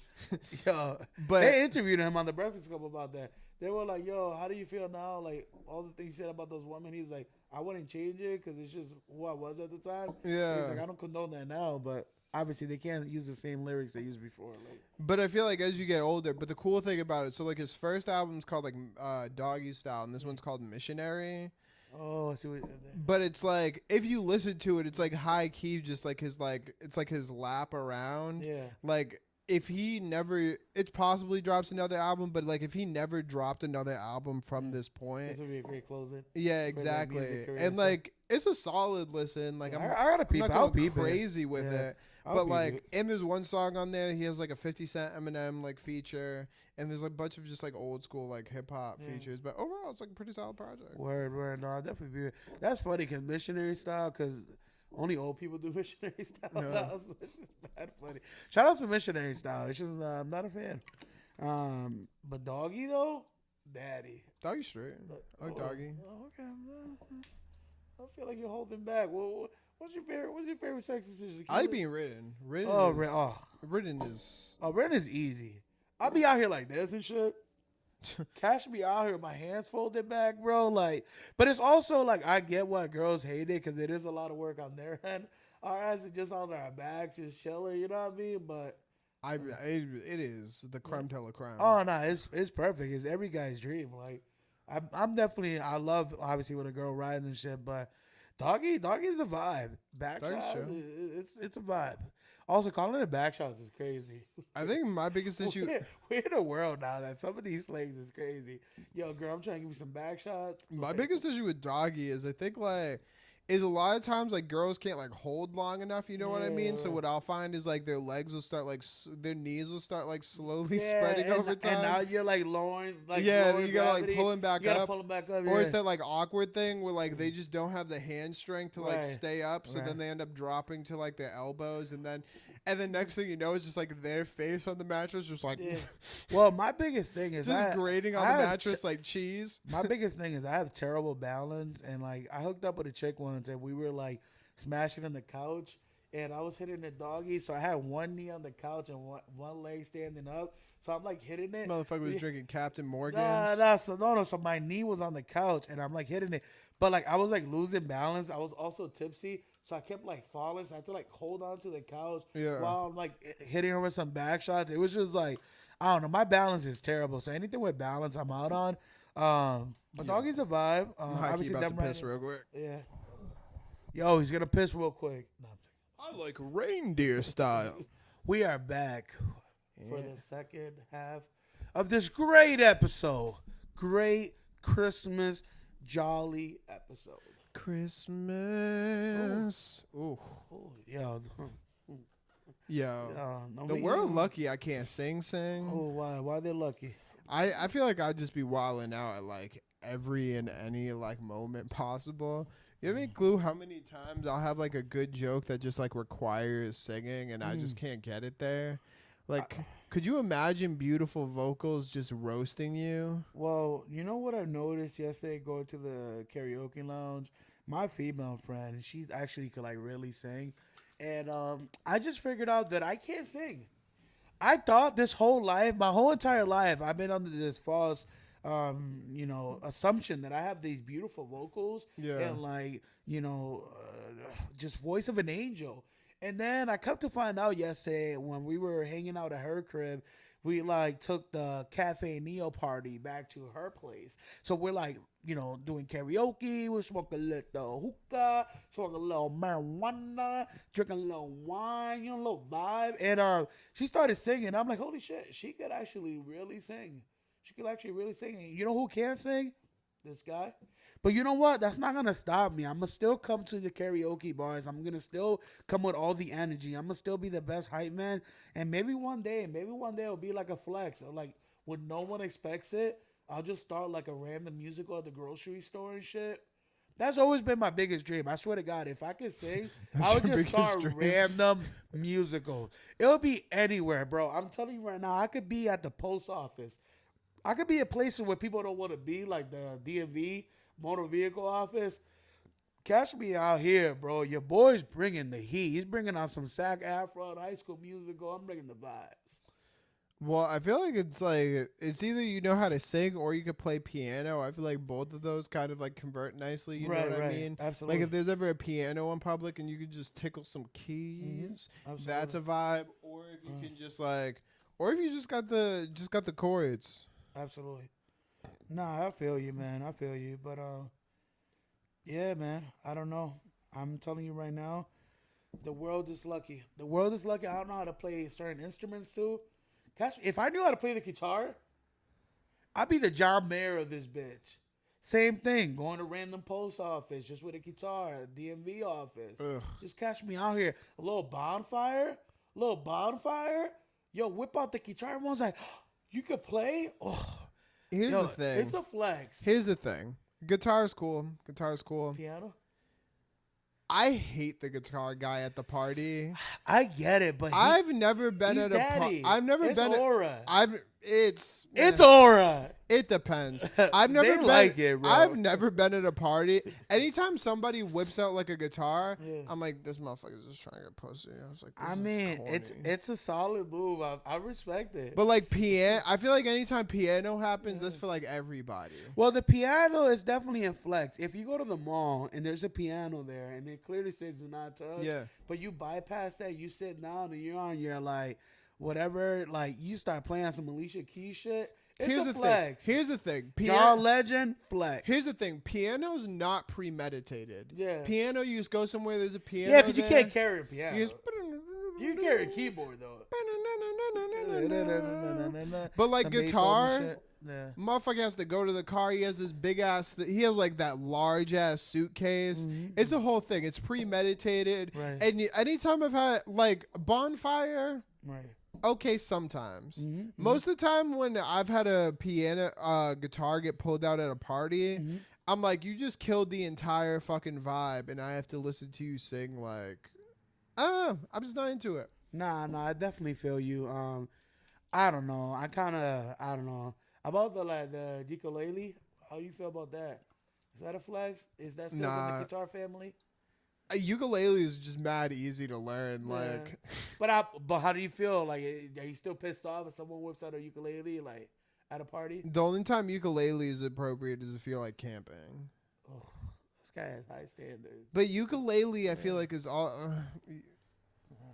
The only people I know that like seriously play like ukulele are chicks. Like I've never had like or Hawaiians. Yeah, I was gonna say what. But I've never had like Oh, I've seen right? plenty of dudes pull out like a guitar at like a party. I've never had a dude be like, "Hey guys, somewhere over." the rainbow. No, That's a flex. A ukulele's a flex. Also, I don't even know where you can get a ukulele. I low-key used to be able to play ukulele. Oh, did you? It's mad easy. Whip it out. He's lying. No, it's like Next episode, I I'm forget getting you a if it's- ukulele. I just have to look up the chords, but it's not hard. No, it's he's gonna have Alexa play ukulele songs. And he's Yeah. gonna play. Nah, that's definitely a flex. I could do like the fun song by like SpongeBob. I bet if someone whips out a violin. Violin's That's cool. pressure. Violin is cool. Violin's impressive. It is impressive. Like those street violinists that be in the street, you know what I'm Yeah. saying? Like they be like got the little hat for like you throw money at them. I respect it, but I Yeah. ain't trying to listen to it at a party. Not at a party. I'm talking about more like a bonfire, just chilling, like little vibe ski. You know what I'm saying? It's chill enough. It's daddy. Violin, I'll give you like 5 minutes. The only thing I'm not giving you a daddy pass is like if you come out with a flute. Like I just can't do it. I can't do the flute. I can't do the flute. The flute or the harmonica, I'm not giving that you to. The trombone, like I'm not giving you anything like that. The trumpet though, trumpet's a little vibe. Trumpet's cool, but Yeah. you can't just play trumpet. I Like, know. But if you could like acapella a little trumpet, I've definitely seen some dudes hit some like. I feel like you need a band for trumpet Yeah. though. I've seen some solo trumpets. Uh, There's one guy that he plays. He has like a famous song, and it's for the New York Mets. And their closer comes out to a song that's primarily like trumpet based. And the guy Yeah. comes out playing the trumpet, and it's like this whole thing. It's like this whole ordeal. It's like a Mexican standoff. It's pretty dope. But I think unless I'm like at a concert or show though, I don't Yeah. want you whipping out your instruments. I don't care. Okay. I don't okay. care. Yeah. All right. So that's on my music take for today. I'll stand on that. I don't give a fuck. No, you stand in business. You're East Atlanta Santa. You have to. You have to know. No, fuck that. All right. So last week episode we talked about some Christmas music, but what are because you are East Atlanta Santa, what are your top 3 Christmas musics that anytime they're playing on the radio you can't resist, you can't turn off the radio, you just got to listen to the whole thing? Well, I don't know what that was. fucking, I feel like I never have to listen to the Oh. entire thing. But I feel like I do. all I if want for Mariah Christmas Carey- is you. If That one's a Mariah Carey's banger. on, I'm listening to the whole thing. I don't care how outplayed that song is. Actually, someone played that at karaoke last night. It's such a go-to. Like, it's just a banger. That's a classic. I mean, Rocking Around the Christmas Tree. That's a Ooh. banger. I like Christmas Time in Hollis, Queens by Run DMC. That one's dope. Yeah. Jingle Bell rocks, definitely. Yeah, that's a good one. Yeah, I'm telling you, there's a lot of Christmas bangers out there. That the thing is, you know what's crazy? It's not like new Christmas music comes out. I'm sure there is Christmas albums that drop in like East Atlanta Santa. There are new Christmas like material that comes out, but I feel like it's such of a tighty community as far as like the go-to Christmas songs. Like in order to get into that circle, if you know what I'm talking about, like absolute bangers and like Yeah. classics, it's like someone's gatekeeping. You can't get into that circle, bro. Like Well- it's hard. It's hard for you to have a banger, like certified banger that is playing guaranteed every Christmas. It's hard. Well, I think the biggest differentiator between like Christmas now and Christmas then is like back in the day, movies were big. Right. So like what would end up happening is you'd have a Christmas movie, a Christmas song. It would be tied to a movie, and then that would kind of like put it into that would kind of like make it great forever. So like I don't know, like even a song like Jingle All the Way, Right. It's like jingle bells, like Actually, remember us as kids, Jingle Bell, Batman smell, Robin laid Yeah. an egg? We thought we were so hilarious. We were like, let's just change the lyrics on this absolute banger, some goofy shit. yeah. Shout out to the younger days. Yeah, we were rebels. We were rebels at a time that we didn't know that we were rebels, but we were definitely on some fuck shit. But I feel like it's hard to like get like standing power with anything. Like the difference between now and then is like back then you'd create classics. Now you create something that's like super viral. So it'd be hot for 3 months and then you just never really hear it again. Yeah, it's hard to create like classics, bro. Like that guarantee that it's gonna play in the radio every fucking year. But there's also just like no like single source of media that like dictates everybody's preferences. You know what I mean? Right. I feel like some of these Christmas songs are also high key pushed on us. Like they're never gonna change that same rotation. You know what I mean? Like our kids probably don't appreciate. Like there's certain kids that probably don't appreciate some of the classics that we appreciate, but they don't have no choice. It's gonna play on the radio. Like it's gonna play the radio. Like you know. Like if I was like an R&B artist, what I would do, high key, is I'm releasing a fucking Christmas album like every year, just with the hopes, because you get one All I Want for Christmas Is You. Mariah Carey can live off the interest of that set. Song. That song, I heard she pulls in like a couple mil every year just from that song. Like, it's on every radio station. And the residuals, and it's on like Gemini 4-5. It's on hip hop stations. It's on every station. Yeah, like, it's not just like certain stations. Not like a country song where you only can hear country. Like, but I think like now, if you were gonna do it, like you release it every year, and then from there, like try to get it into a musical, try to get it into a movie, try to get it on Fortnite, try to get it somewhere where like. Because you have to have the staying power to get in people's like rotations, you know what I mean? Absolutely. Like the Grinch drops a new movie, try to get a fucking Christmas movie in there. Right. Tyler the Creator had he has like a little Christmas song because he was in the Grinch, and I feel like that's not like a classic, but I feel like that has like some staying power. Oh no, absolutely. If you can get into that circle, that's like that money You're circle. a mean one, Mr. Grinch. Oh, that was like the remix one, right? With the cartoon one, the Pixar movie. Mm-hmm. Yeah. No, that's dope. I mean, but like I said, getting into that Christmas circle, that's like a cash cow, bro. Like that's the wave. Like if I'm an up and coming artist, I'm just fucking on Christmas music. Yo, I don't give a fuck. Shout out to Adam Sandler. He did a Hanukkah movie. Oh yeah, he did a Hanukkah song. Oh, he did. And he high key gets like residuals for that. Oh, he does, right? Oh, what movie was that again? Well, yeah, it was like that's the animated one, right? 8 Crazy Nights, but I think his like Hanukkah song is from like his SNL days or like before that. No, that's the name of the game, bro. And Christmas. I'm trying to drop something for Kwanzaa. Yo, Christmas that's crazy. You're East Atlanta Santa. I'm sorry. Yeah. But Christmas is such a like. It's the most wonderful time of the year. Like they're not saying that just to play around. Like it's really the most popular holiday. Like everyone goes crazy for Christmas. Like even if you don't celebrate Christmas, if you're just like happy holidays, you know about Christmas. And I feel like even if you hate Christmas, you kind of low key hate it for like obviously you have your preference, whatever your preferences are. But I feel like you kind of low key wanna like it. You know what I'm saying? Like I'm even like we talked about earlier that people that say like Merry Christmas, Happy Holidays, be like, hey, what do you mean Merry Christmas, Happy Holidays? So you don't want to deal with that. But I feel like somewhere in that in their soul, I feel like they wanna like Christmas. Like what's there not to like about Christmas? Like I feel like people that like hate Christmas, think they're being cool. Yeah.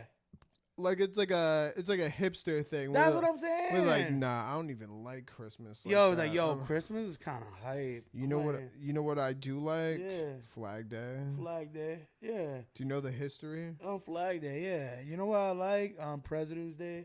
Like some bullshit. Some people do love Halloween though. I feel like if you are like an absolute Halloween lover, there is some permission to not love Christmas. I mean, yeah, because you're the devil at that point. And the devil doesn't like joyful activities. I'm telling you right now. But anyways, talking about devils, I think like Halloween is amazing. Like people do like Halloween, but then there's like a big group of people that don't like Halloween. But I feel like with Christmas, like I can see why some people will hate Halloween. I just don't understand why someone would hate Christmas. I can understand why people hate the story of Christmas, like Saint Nick. I think there was like rumors, like, well, there's not rumors. I heard there's like stories about like the real true definition on like Saint Nick, like what it means and all that shit. Like, spare me. Yeah, I don't need to. I don't care about that. I just know about jolly fat white guy that comes down my chimney, brings gifts. Like, this guy seems like a chill guy. Daddy. Santa is daddy. He's out here eating your cookies, drinking some delicious warm milk that you're leaving behind, and he's leaving you gifts. That's what I'm saying about East Yeah. Atlanta Santa. I'm eating them cookies, Yeah. drinking that warm milk, and I'm leaving a gift. Oh. Everything that double meaning in it, which is crazy. And that's East Atlanta for you. That's crazy. That's so wild. Also, real tattoo, guys. For those just tuning in and just skip fast forward, it's a real tattoo. This guy's committed. He's, Yeah. I'm not excited for the laser removal surgery Oh. that I'll have to get next week. It's funny because from my perspective, that shit's peeling. Yeah, I mean, I could like feel it. Yeah. Nah, they did a bad job. We're not gonna shout out the tattoo parlor that did that because it was high key in jail. Or was our female friend that tats? Yeah. Yeah. What do you want to talk about? What's on your mind? What do you do this week? Anything fun this week? I've just been working on this fucking. My life is so not fun. Yeah. I've been working on that apartment. I'm also working on that like J. Cole series for like my Duck account. So Right. that's pretty chill. Yeah, I saw that on the Happy Monday. For those that don't know, go check them out. I saw you post that. Obviously, I talk to you like every day. So every time I call this guy's wearing a Bane mask, just going to town on the renovation of the apartments and stuff. So. Yeah, but No, I feel you. I'm at that age now, man, that like I'm trying to simplify what I do. Like I feel like when I try to do way too much, I just get overwhelmed and end up like crashing out. So right now, my biggest thing is just like my health. That's all I've been focusing on. So I'm at the gym every day, or I'm at work, and now with this weather, like you high key just want to be at the crib, just chilling, like not want to be out in this cold, like slushy, wet. Like I just don't want to be outside, man. So, yeah. Plus, I'm like high key moving next month, so your boy's about to have his little pad. Thank you, Grandma. Thank you for everything. But I'm no longer living with my parents. At this point, I'm like I don't know, like a young tiger, young lion, just going out to fend for himself. Even though female lions don't they bring down like the food and shit? Isn't that how it works? I think so. The Yeah. female lioness, they actually be the ones that do all the hunting and shit. Whatever analogy you want to use, I'm being tossed to the woods, and I gotta survive for myself. And I know reality's about to hit when I high key go buy paper towels or buy toilet paper. I'm like, yo, come on, isn't like anyone covering this? Like, what do you mean I gotta get toothpaste? Thought it came with the apartment, like, you know what I mean? Like, that's when I realized when I first moved in by myself, and I was like, I think I was like 17 years old when I got my first apartment. That's when I realized that you're a grown up now. When you go to wipe your ass and there's no more toilet paper, Yeah, and you be like, shit's who's trash. refilling this shit? And then you find out how expensive some of this shit is, and you just get that much more gratitude for your parents for always having that shit out of the house, like literally, like. One thing I learned from having an apartment, especially with roommates, is just like spend the extra amount for that stuff. Yeah. Like I remember one of my roommates used to buy like the dollar store dish detergent. Yeah. And there was a difference between that stuff at Dawn. Like you could legit go through like a bottle of like dollar store dish detergent on like one sink of like fucking Right. of dishes. Right. Yeah, no, the non-name brand shit, you're better off paying the extra. I love Clorox wipes. Like, I think I told you this on the phone the other day. Because they're like, you could just wipe any surface. It's like quick clean. And you clean like your toilet seat, your sink, whatever. And it's just like a quick wipe. And then you grab the napkins and you dry it out. Yeah. So it's like my go-to. Any Clorox wipes and shit. But, yeah, you got to pay the extra. For that, you can't cheap out. Like, it's like toothpaste. Like, you should not be cheaping out on toothpaste. Just get the Crest. Or get Yeah, the Colgate. it like legit lasts longer. Yeah, Like, it's, yeah. Well, it's definitely more pure in that sense.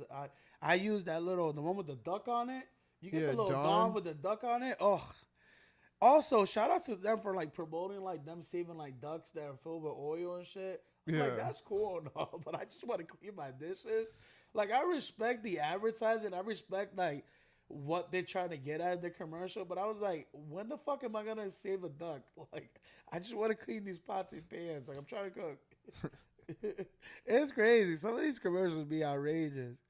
Like, shout out to Shaq, because Shaq is in everything. But Shaq has no business doing a general commercial insurance, especially when he's driving a Corvette and he got the general on the passenger seat and shit.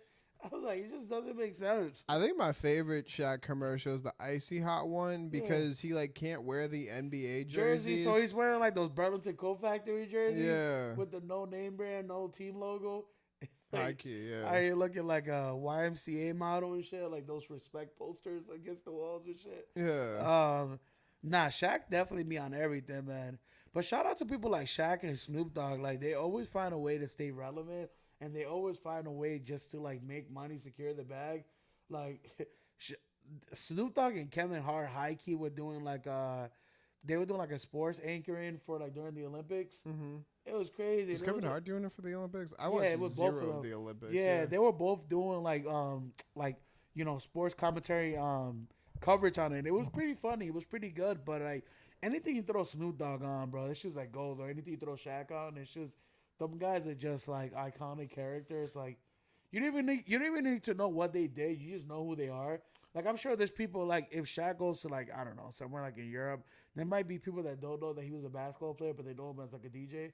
Like, it's just well, he's like so recognizable. yeah, It's just like he's a big giant. Like he literally went to the Celtics, and there was like, cause Shaq has always had like 1,000 nicknames, and one of them was like the Jolly Green Giant.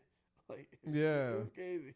he's been around forever. He Yeah. like has his name on everything, and he's Yeah. like super recognizable. I feel like Snoop Dogg has like the same thing in like a different fashion. Yeah, no, for sure. Like, and the thing about Snoop Dogg is like he could get a gig anywhere.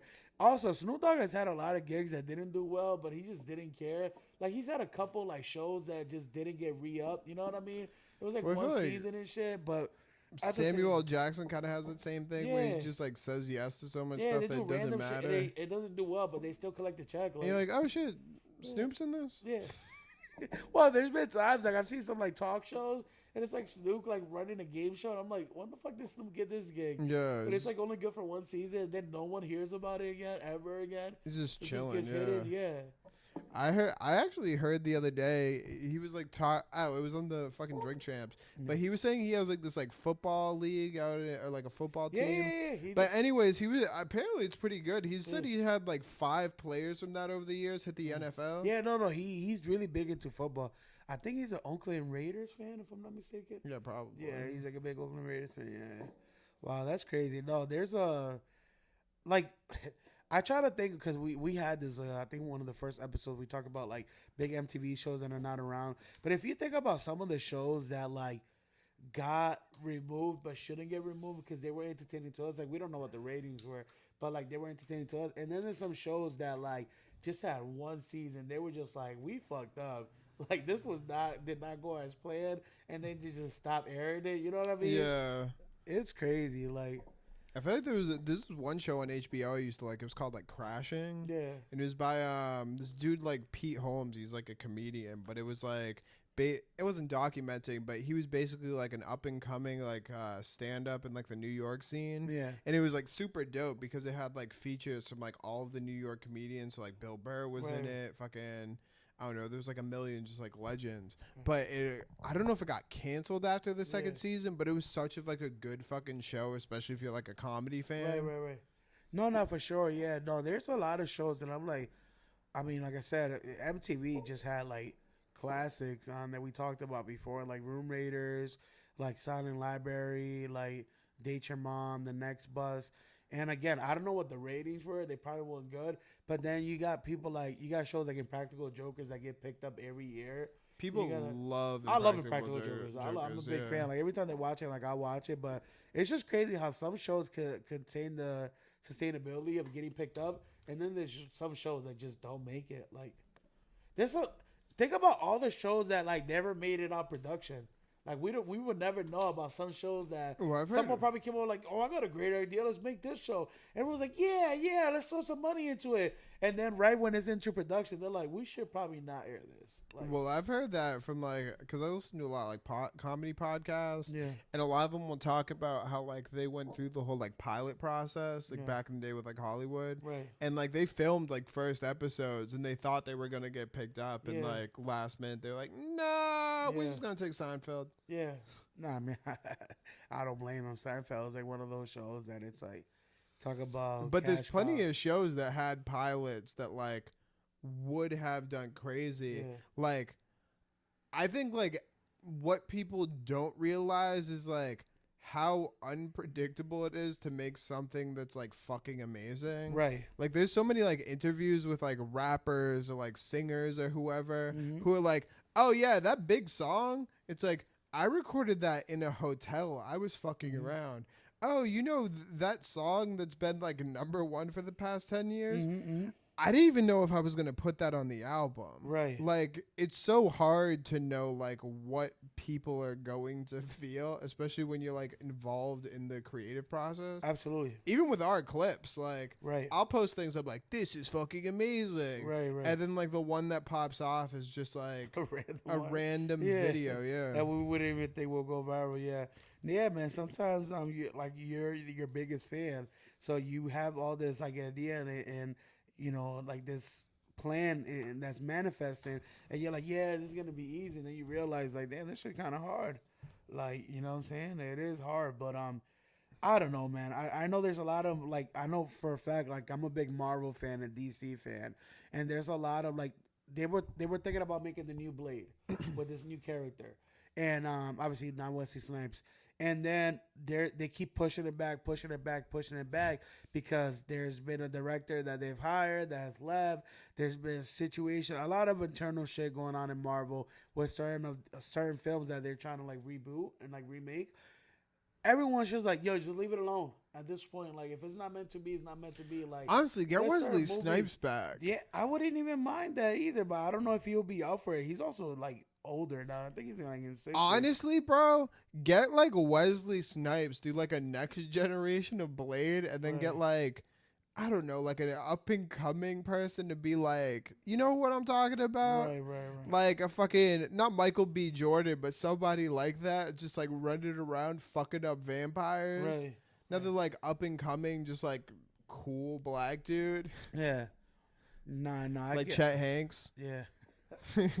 That's crazy. Calling your head a cool black dude. No, I definitely agree with that. I feel like I watched this movie. I think it was called Passenger or some shit like that. I don't know what. It just came out on Netflix. And it's pretty much like it reminded me a lot of, remember the movie Phone Booth? Yeah. It's Oh, I the heard same, about that. Yeah, it's the same setup. Like a guy's in his ear. He's like, "Don't hang up. I'm watching you, whatever." And it's like sometimes I think to myself, and I get it. There's only so many type of movies you could make, and I think like everything has been released at this point. Like I'm sure there's no one that's gonna like discover the new wheel and be like, Yeah. I have this like script that you're gonna love. It's like, oh, we never done a movie ever like that ever in the universe and history of movies. It's like there's always gonna be something that someone already did or similar to it. The fact is just like writing a good enough script that is still entertaining and enticing enough that you could have people gravitate towards the film. But yeah, no, it's like high key. And I watched that Passenger movie and I'm like, this is giving Phone Booth vibes. And then I realized, I was like, this is the same setup. I mean, it's not the same, like, they're in the airport compared to, like, I think Phone Booth was, like, New York City or whatever it was. But I was like, It was in a phone booth. Huh? No, I know, but I'm talking about, like, kidding. I'm the fucking with location. you, yeah. Obviously. And then, like, even, like, the movie, remember the movie Speed with the Yeah. bus? Same shit. Like, the guy, Well- whatever controls it, like, bomb, whatever, like. I heard somewhere that like realistically, I forget if it's 7 or 21, but there's only like X amount of like stories you can have. Right. So and then you like, gotta, like tamper with them a little bit. basically, make them to your yeah. But style. like any story you take will typically fall within that like group of 7. Right. I see what you're saying, yeah. But like Law Abiding Citizen, like I think that was for me, and I'm sure there's another movie just like Law Abiding Citizen. I just know what I know. But when that movie came out, that one's like a little bit different of a plot. Like I've never seen a movie like that where like a civilian like kind of takes it upon his hands and all that. And again, I'm sure there's other movies like that. You mean But- Batman? Huh? No, that's different. Batman is not. You've never seen a vigilante movie? Yeah, but he was not. This vigilante was just killing good people too, like politics and shit. Batman is not killing. Bro, Batman doesn't shoot anyone. Like we talked about. You that mean the other Luigi? day. Yo, we talked about the other day. Batman is that one superhero where he'll like whoop your ass. He's like Jackie Chan. I don't want any problems, and then he'll be like, "Now talk." and you're like on the floor, like in a figure eight, turned into a pretzel. I'm like, how am I gonna talk? I need an ambulance, bro. But like at that point, I prefer Batman just shoot me. I would just literally be like, bro, I'm better off you hitting me with a boomerang, like with your little Batman, like, you know what I'm talking about? Like, well, that's where like fiction like crosses reality because it's Yeah. like it's almost impossible to beat that many asses and create like no long term effects. He's like, I didn't kill him. He's like, yeah, but I do have permanent nerve damage and haven't been able to Right. clench my left fist for the past 20 I haven't years. been able to take a normal shit. He's 4 like, but years. thanks for not killing Yeah. me. Well, he's also wearing a bat suit, and he's also gets beat up because in all Batman movies they show like his bruises here and there. I'm like, how is Batman beating people's asses this badly? Meanwhile, every rapper's bodyguard is just casually putting people into comas. Yo, seriously, like the baby's bodyguard. Yeah. Nah, that's crazy. But yeah, Batman, it's like, I'm a weird good guy. because I mean, Batman has definitely like admitted to like certain shit. Like I know when Ben Affleck did like the Batman role, whatever, he talks about it. Like I think in one of the scenes, like he can't fly. So like Superman would just dip with Wonder Woman, and everyone would like the Flash would be just gone. Yeah. And it's just Batman driving like a $2 million like Batmobile. You know what I mean? Like it's crazy. Like sometimes it sucks to be Batman, but he's also like rich. Like Well, as he's long also as he's chilling. contained to Gotham City as Yeah. a vibe. The Anything second- like what it's like the world depends on it. I'm not calling out Batman. yeah. I love Batman, but like just do like little like criminals, drug lord, drug pin, you know, do that shit. Let Superman handle the other shit. Like Yeah. as much as I love Batman, I don't want to see Batman fight Al Qaeda. I take my dices with Superman at that point. Yeah, but I'd like Batman get like Osama bin Laden. I don't even know if he could. Batman in those caves If they just dropped him off, I think he could figure that out. at night, at daytime, he's getting spotted. Like, who's this black guy that's shooting at him with Yeah. AK-47s? And he's just like, stop! I can't shoot back. I feel like, and if Batman did it, he would have been caught alive. Even you having a Death to America video with Batman? That's a bro, that's a slap to America's like country, bro. They just had Batman like with his hands tied behind the back and like we want this for ransom, and now Superman goes like, oh, I gotta go save this guy. Like, come on now. Like, I love that people hate rich people so much that there's people out there who's just like, oh, Batman, you capitalist swine.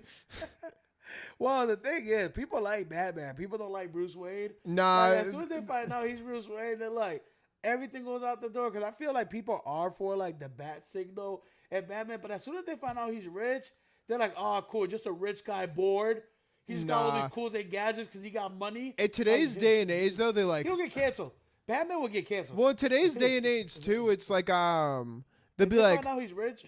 they're just like, oh, he's running around beating up Yeah. poor people and people with mental illnesses. Right, absolutely. It's Joker. It's like people will have more empathy toward the Joker. If the Joker was Yeah. real, they'd be like, oh, he's just crazy. Like, what's wrong with that? Like, he has mental health issues. Like, be supportive, be empathetic. Batman, you're rich. Why you beating up this guy? Why you beating up Two-Face? He has a bad burn mark on his face. Like, you know what I mean? Like, people just have no empathy towards Batman. I feel like, yeah, nah, you can't. I don't think Batman would survive. As soon as they find out he's rich, people don't care about rich people. Like, when that whole submarine shit happened, people were just, like, making memes about it. It's like, you guys do know that, like, 4 or 5 guys, whatever there was in there, like, died. And they're like, yeah, I know, but they were rich. I was like, people just don't care about rich Well. folks. Like, yeah. Nah, if it was 5 homeless people in a submarine boat, that shit would make news. They'll out here have like a open casket. Like they'll just have like they'll just have one big funeral. They'll have Mary J. Blige singing at the funeral. It would just be crazy. It would be so invested. Like, I'm telling you right now, they have like all the top performers. Should look like a Michael Jackson funeral. Like, they would have everyone and their mother like just singing like Amazing Grace. Rich people die. They're just like, okay, and who told them to go in that boat? Like, no, but he was depressed. He's like, how dare he be depressed? He's rich, you he's piece of rich. shit. Oh yeah, they don't care, bro. Fucking swines. Any rich guy that's committed suicide, after a while, people just like, I don't get it. He had all the money. What's there to be depressed about? It is low key funny that like time after time, rich people are like money's not the answer. You'll still be sad, and people are like, yeah, it's easy for you to say. Well, yeah, I see that all the time where people be like, I'm depressed, or they say some shit. They be like, motherfucker, I'm depressed. I don't know if I'm gonna pay my rent tomorrow. You know what I mean? Like, if anything, I should be depressed. Like, well, there was like that talking about Whoopi. I think Whoopi's on the naughty list. There was like a big video that was going around about Whoopi Goldberg talking about how she has to work and how she has to like show up to work on the views and how she has struggles, she has bills. And then people like, shout out to TikTok. One thing about TikTok is they gotta come with the facts and they're gonna come with the numbers. There was like a girl on TikTok. She was like, "Oh, poor Whoopi has to work," and then she started posting how much Whoopi makes an hour, how much she makes like a week, how much she makes like per minute per like for the view. Whoopi and Goldberg it was like ridiculous. And like Whoopi Goldberg literally was like, "You guys don't understand. Like I have to grind. Like I have to go to work and all that." I'm like, I get it that you work your way to the position that you're at now, but you're self-made at this point. Like you're not gonna get any empathy from like. Well, the she's middle also class. been rich for like fucking ever. Yeah. Like Sister Act came out in like Yeah. the 90s, bro. Yeah. Like Whoopi Goldberg is Yeah. so disconnected from And reality. then with a name like Whoopi Goldberg, you could just live off the name, bro. Like I'm telling you right now, there's so much following for people that watch the views. Also, there's a lot of people that hate the view. Shout out to But, my dad. Yeah, shout out to your dad. But I'm telling you right now, we told your dad that Whoopi Goldberg's doing a sign in at Barnes and Noble. Your dad's high key stopping what he's doing. He's like, "Yo, Key, bring me to Barnes and Noble." You know what I mean? Like, We'll get the WRTA to do that one. oh man, good old Whoopi. Want to do the daddy segment? What do you want to do for the daddy segment? All right, so last week we did Santa Claus. I mean, not Santa Claus, Christmas male characters. I'm gonna go piss again. Wait. All right, you know what time it is? It's daddy time. And you can say daddy's home, home for me. And what is today's topic, Kay? So today we are doing Nickelodeon dads. Ooh, for those that don't From know, the cartoons. Cartoons were really big in having a father figure in most of the cartoons, so this one should be entertaining. Let's find out if they were giving daddy or they were giving not daddy vibes. All right, so the first one is Stu Pickles from Rugrats. Ooh, Stu. Good old Stu. I like Stu. The only thing is I feel like he gets overshadowed a little bit by the grandpa. You know what I mean? Like, I feel like the grandpa takes the spotlight because he was like start a story and then he'll fall asleep, and then the kids will go on their little adventure. And I feel like Stu was low key like a bad dad too, because these kids will go. Most of the adventures was based on their like imagination. Like a lot of times they weren't leaving like the house or anything like that. Yeah. But like after watching the Rugrats movie, they were hiking in the woods and shit. Stu's just giving bad dad. I don't know if he's daddy. Well, it's hard to say because I feel like bad dad has been daddy in the past. Yeah. But I feel like the thing about Stu is like Stu doesn't really have aura, and he's also just kind of like a failed toy inventor. Yeah, definitely not. Like he's always coming up with these weird inventions. He's like nobody Iron Man wants. if Iron Man just didn't have the intelligence of just being Iron Man. You know? Yeah. He's just a bad inventor. He's kind of goofy. Yeah. He's not a good dad. He's If anything, I feel like the mother from Phil and Lil, if anything, she's more daddy than like Stu Pickles. You know what I'm talking about? Phil and She was, Lil's like, mom, manly, but definitely yeah. daddy. Yeah. She was manly. She was like a single mom. Oh no, she wasn't even a single mom. She had didn't she have a husband that was kind of like a dweeb? Well, we don't jump too far. We are doing Nickelodeon. Oh yeah, it is. Sure. So final verdict. You say? I'd say Stu Pickles is not daddy. I say not daddy. We could both agree with that. Next. The next one is Chaz Finster. So Chucky's dad from Rugrats. Ooh. The next few are just Rugrats. No, that's fine. I'm cool with it. There's a lot of dads. There was a redemption arc with Chad Finster. There was one episode that he kind of put his foot down. And he stopped being like being a coward. Yeah. I don't know what episode it was, but I remember he like stepped up and everyone was like, "Oh shit!" Like that was like unexpected. So I feel like he has potential, but we gotta go based on what the facts are. And Chucky's not him. I'm sorry. Even when they did Rugrats all growing up, they just put Chucky's face and he was still like timid and shy. So it's you know what I not mean? Chucky. It's Chucky's dad. I know, but it still comes from the same genes. His dad was the same character. He's just older. Yeah, Right. but Tommy Pickles is daddy. Huh? Tommy Pickles is daddy because Tommy Pickles is always the leader of the group. But Stu Pickles not daddy. Stu Pickles I'm not just daddy. poking flaws in the logic. No, I get what you're saying. I definitely get what you're saying. There might be a hope that Chucky Finster is different from his dad or his dad is daddy, vice versa. I'm just going based on they were the same character. Stu Pickles and Tommy Pickles are not the same character. Tommy Pickles is not a failed inventor. Like, let's just get that straight away. I'm going to go with not daddy. I'm sorry. I'm saying that he's not daddy. I will say. I feel like there's potential. I just feel like I don't know too much about that character. Like, I know who the character is. I used to high-key watch the Rugrats as a kid. But I feel like he wasn't like a big-time character. Like, they didn't focus that much on him. You know what I mean? Even out of all the parents, again, it was usually Angelica's mom, which mommy. And then it was like even like Tommy's mom. I feel like Tommy's mom like ran the pants like over Stu Pickles. Like she was definitely a little bit more assertive. But the grandpa, if the grandpa's the next question, you might as well skip it because he's daddy. But yeah, well, I think the only thing that's like kind of irredeemable for Chucky's dad is the fact that he is a single father. Oh yeah, like that is true. He's holding it down, so there's like a level of like sadness that he's like. That's true. And like Chucky, actually, and all things considered, Chucky's a good kid. Like he's giving him a good home. But he is a pussy. But he is a fucking coward and pussy, like you pointed out. Like, bro, put your kid in some jiu-jitsu class, karate or some shit like. He literally, I love Chucky, but every time they were in an adventure, they almost failed the mission because of Chucky. And it comes from the dad. The dad is the same character. He's just over there. So I'm gonna double down. I'm going not daddy. Final answer. I'm going not daddy, but it was close. Yeah, it was a good debate. The next one, the next one is Drew Pickles. So that's Angelica's father. Is Drew Pickles?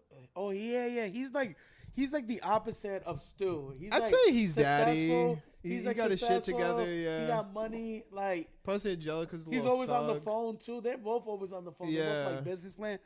Yeah, Angelica got a sharing order. I feel like Angelica also has like a savings account, college fund. Like she's just organized. Like and you gotta give shout out people that are organized and about their business. I feel like he's a businessman.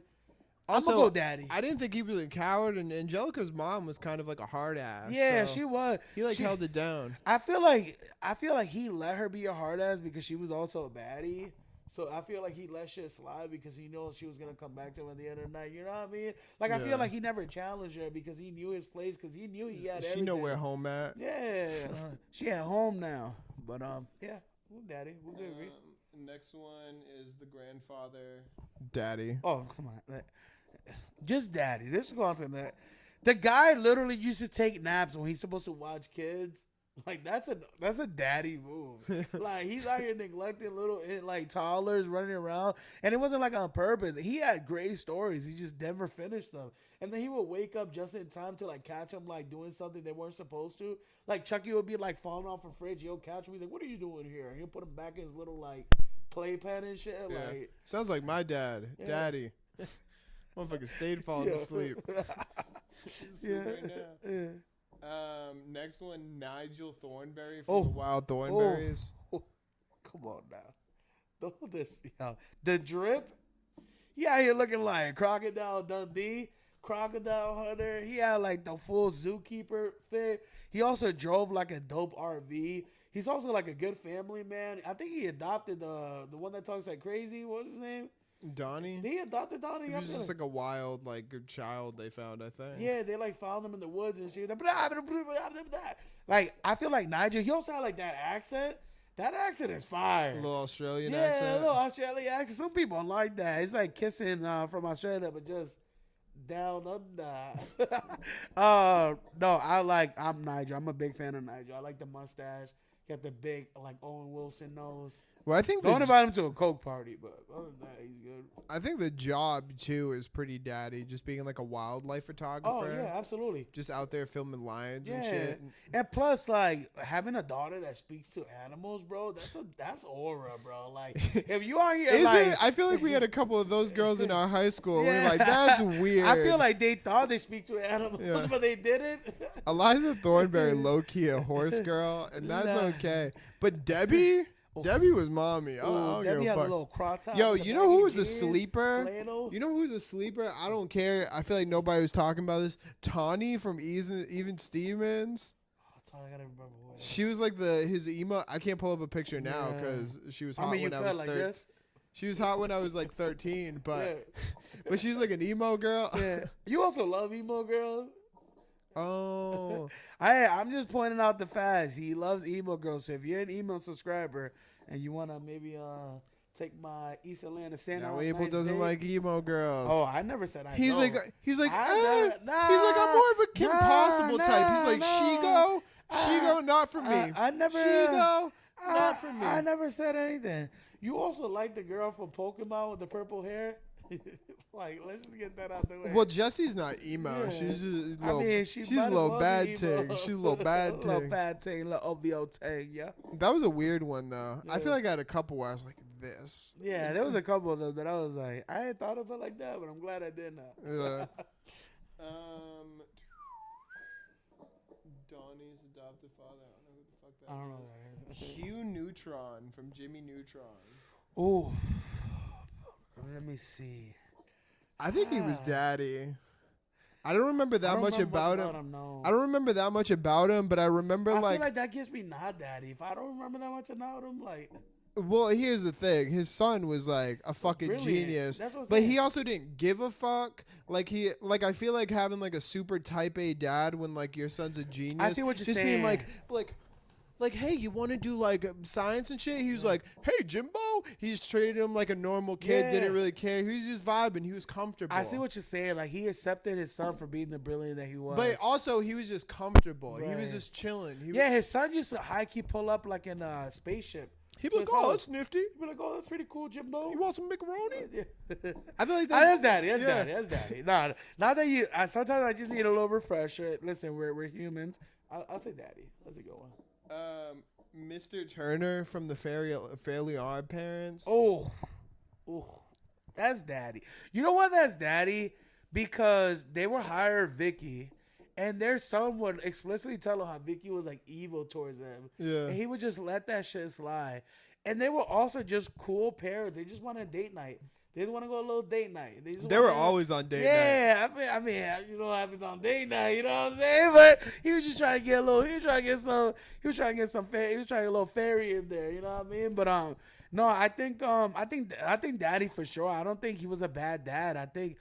I just think that he was just trying to, save his marriage. He was trying to go a little date nights, keep it interesting, keep it risky. Well, I feel like he kind of had the same thing as like Hugh Neutron too, where he was like, oh, that's weird. Timmy has a Corvette. He's like, who cares? He's like, let's have some dinner. And then he'll be like Dingleberg, like his neighbor and shit. Yeah. Like his neighbor, like he always blamed his neighbor for something. Like he was obsessed with his neighbor and shit. Like, Also, I used to like that they would buy shit then just insure it and then they'd get way more money. You know what I mean? yeah. He'd be Nah, like, for where'd you sure. find that? He'd be like, the internet. Yeah. And like he was Being never questioning it. technologically savvy, that's daddy. Nah, that's sure. He's daddy. That's an easy one too. We kind of talked about this one. Big Bob Pataki from Hey Arnold. Helga Pataki. Oh yeah, he's daddy. He was He's the daddy. one who tried to buy the Yeah. neighborhood. Like buying a neighborhood is aura. That's move. That is daddy. Like coming in there. He was also like a big dude. That's also like knowing that your daughter's friends live there and not giving a fuck and still trying to buy the whole neighborhood is crazy. He's also like one of those like ex-football player type. Oh dudes. yeah, He's he was just, a like football big player. dude. You know what I mean? Did he get like injured in one play? That's what he got like. I don't know if they ever said he was, but he has that vibe. He's like ex-athlete, kind of like kind of injured. Something happened. Yeah. Yeah. Not daddy. Yeah. Phil Shortman, aka Grandpa Phil from Hey Arnold. Let me think about this one because I know what I want to say, but I'm trying to think.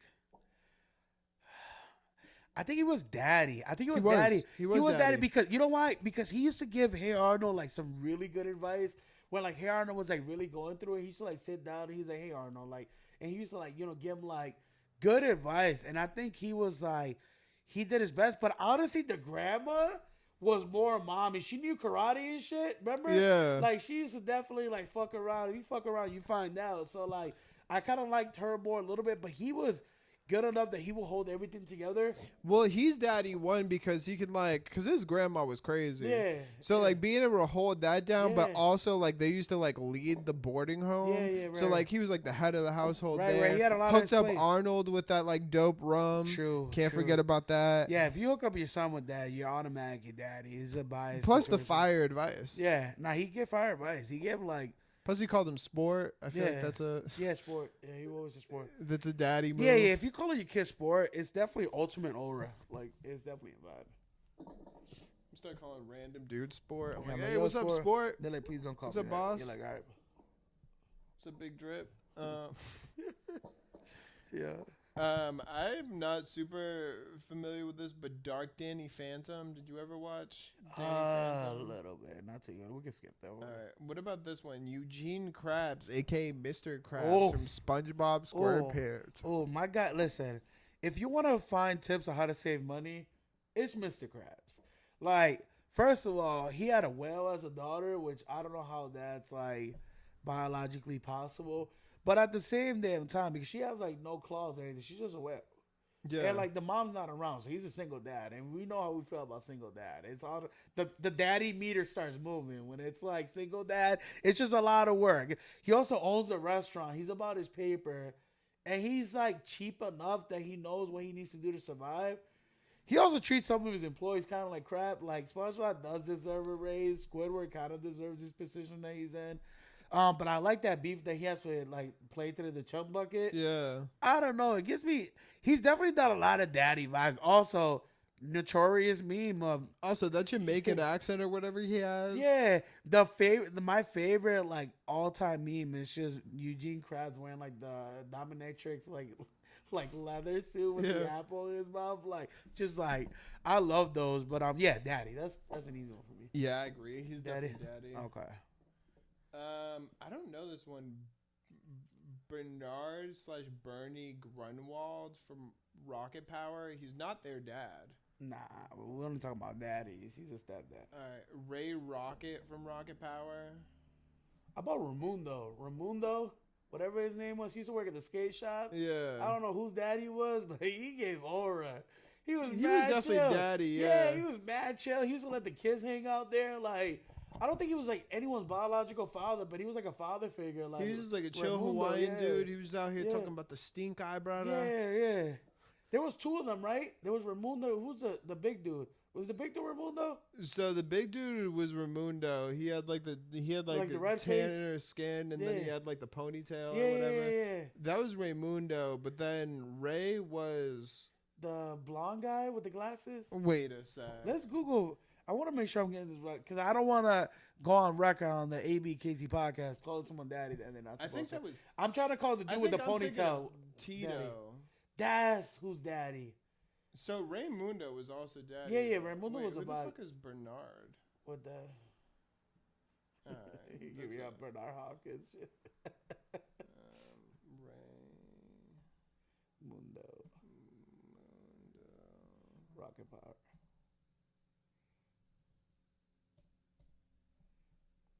Oh yeah, he was daddy. That was daddy. Yeah, he's daddy. He was chill because he used to work at a skate shop, but He was Tito also was chill too. Their dad. Yeah. Also, he's balding. I feel like balding's daddy. Nah, he had that crazy strong jawline. Yeah. Yeah, look at the crimson chin. That's Crimson daddy. chin is But daddy. Tito, look at Tito down there. He was him. Yeah. And he's like mad chill. We had a little pony. I think Ray was more daddy though. He's Yeah. definitely like no, out of Raymundo- both of them, they were. Yeah. They were both. But Tito was a good dude. He used to give good advice. He was a good dude. He He was, was like daddy. Uncle Joey. He was definitely daddy. And Uncle Joey's not daddy, but I don't know. I'm biased to Tito. Yeah. I'm Well, he could biased also to surf and Tito. shit. Stick together, yeah. So we're gonna give you a buy one get one special. Both daddies for the price of one. Do you remember the dad from Doug? Oh, I don't know if I remember. Phil Funny. Nah, is he funny? Ah. Nah, I can't. He got on a sweater vest. Yeah, He's not he got daddy. a fucking McLovin vest. Nah, he's not daddy. Walter Beard, Dad Beard, My Life as a Teenage Robot. Mm. Pigeon Man from Hey Arnold. I don't really remember no. that. Pigeon Lady from Home Alone, mommy. Dale Dimmadome. from Dale's Fairly from Odd the auto Parents. dealership guy. Yeah. Oh, daddy. I'm His Dale hat- Dimblebone from the Dimsdale. Bro, if you could wear an all-white suit and not be invited to a Michael Rubin or a P. Diddy freak off and just be a normal dude, and you could pull it off, daddy. Had cowboy boots, his hat gets taller and taller every time. Like, Yeah. and he was also like a sleazy car salesman. Like, bro, he's daddy, bro. Definitely daddy. Every Being a commercial, sleazy- he was in more commercials than Shaquille O'Neal. Grandpa Lou Pickles. We already talked Yeah. about that. What the fuck Oh, is- because we're only doing Nickelodeon. That's why I'm like, I feel like we're missing, but I feel like this. We'll do Cartoon Network maybe like next week or some shit. But Yeah. because Cartoon Network has some daddies. For Definitely sure. have some daddies. Nickelodeon. Oh, we could use the characters to Nickelodeon, like male characters. Because I don't think Tom Thibodeau was anyone's dad. Huh? I don't think Thibodeau was anyone's dad.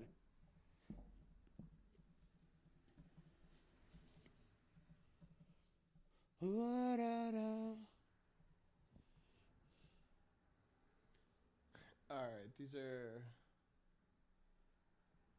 There's a lot. Damn, nigga, I broke the seal.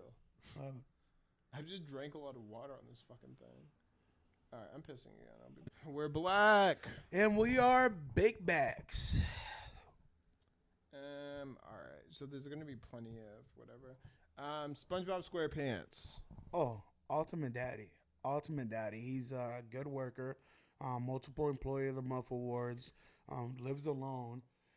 Doesn't have a driver's license, which is kind of I'm not gonna lie, it's a hit. It's a hit on the daddy meter. But at the same time, he always his fits were sharp and clean, shoes were clean, brushed his teeth, had a pet snail, and I feel like I don't know something about SpongeBob. Like I feel like he was smarter than what he was given credit for. Like I feel like there was times that like when he came up with like the crazy patties, the different color ones, it's kind of a young entrepreneur. And he sold it just in time. You know what I'm saying? Then Mr. Krabs got it, and then people wanted their money back. Like, Yeah, I don't know if SpongeBob is daddy to me. he's a little cheesy. I get it. He's a little cheesy, Here's the but thing. he Here's is the a goofy thing. goober. I got 3 words. Yeah. Weenie Hut General. I know what you're saying. He but couldn't get into the salty spittoon. I know. And I know. and here's the thing. Yeah. He has his own crib. That's right. Yeah. Gary's a snail, but snails are cats. He meows. He is a cat guy. I know. He's a cat guy. He had a dog, but he also had a clam as a pet. He also had like invisible Bubble Boy. He also had the crazy SpongeBob, like, did you hoy hoy? Like, I'm gonna go daddy because He be catching butterflies and shit. I know. I'm saying SpongeBob is yeah. Nah, they're jellyfish. Which is the equivalent of butterflies though. Uh, That's not daddy. but I feel like In the fit. he's a good dancer. The fit's kind of fire. Like, Is it? Yeah. The fit's not fire. He's giving me some like short sleeve, Ricola vibes. short like, sleeve button up with ukulele, short sleeve button up with the tie and short khakis. Oof. Are you looking like a Target worker? Out here looking like me right now. Yeah. Short khakis with the high socks. I'm going daddy. I'm sorry. I'm biased as fuck on this one. SpongeBob is not daddy. Ugh. But agree to Our disagree. first disagreement on the daddy list on this episode. Patrick Star. Patrick Star is daddy. I was gonna say Patrick Star is more Patrick Star daddy is than daddy SpongeBob. because Patrick Star don't give a fuck. He doesn't work. He lives under a rock. He's low key funny unintentionally.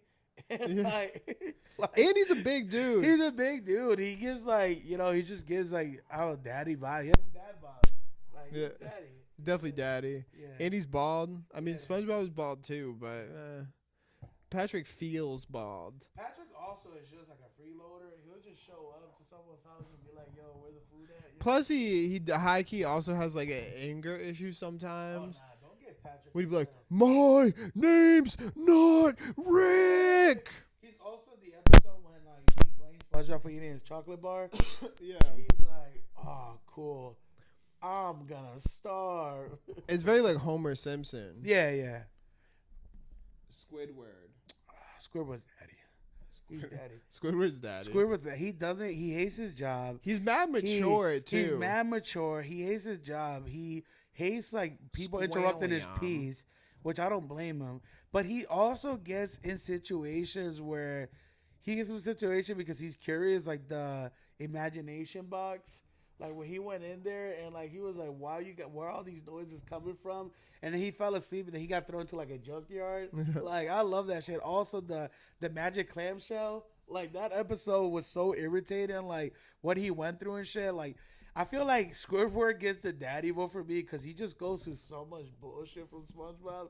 Like you gotta just give it to him. Like you just feel bad for the guy sometimes. He also hates his job. That's a daddy move. Right. Also, he walks to the beat of his own drum. You remember when he goes to like Squid Village and he's like, I ain't really fucking with all this. Yeah, like they were all like tanny, living like this. Yeah. What's the guy with the unibrow? Squilliam. Yeah, Squilliam's not that. He be hating on He's a Squilliam. hater, bro. Yeah. He not. Squilliam be coming in casting mad shade. Though. Nah, he does. He's mad mad funny. petty. Yeah, he does. He got like a unibrow and shit. He's like, hey, Squidward, still flipping burgers. Still working the cashier at the Krabby Patty. He's an asshole. Jimmy Neutron. Oh, Jimmy Neutron. We didn't do Jimmy Neutron, right? We did his dad. I'm saying Jimmy Neutron is daddy though. Jimmy Neutron is definitely He's daddy. the head. He's the head of his group. Yeah. He's mad smart. He got all those dope. He's a small Tony Stark. Yeah, he is like a baby Tony Stark. He is super And he has smart. a dog. You know who's not daddy? His geeky friend. That's the next one, Carl Weezer. Not daddy. I'm sorry. He be having burgers and shit. Jimmy's He be mom. like wedgie. Yeah. He be high keys crushing on Jimmy's mom he though. be bugging. Who's the other guy that said you used to look at one of our friends? I don't know. Eugene? Is that the same show? Sheen. Oh yeah. Sheen is funny. She's not daddy. I pee in the shower. Yeah. He be bugging. Nah, Jimmy's daddy though. Timmy Turner. Timmy Turner's daddy. Timmy Turner's daddy, because Timmy Turner be like just wishing for some wild shit. You know what I mean? He don't be give a wishing fuck. well enough. You don't think so?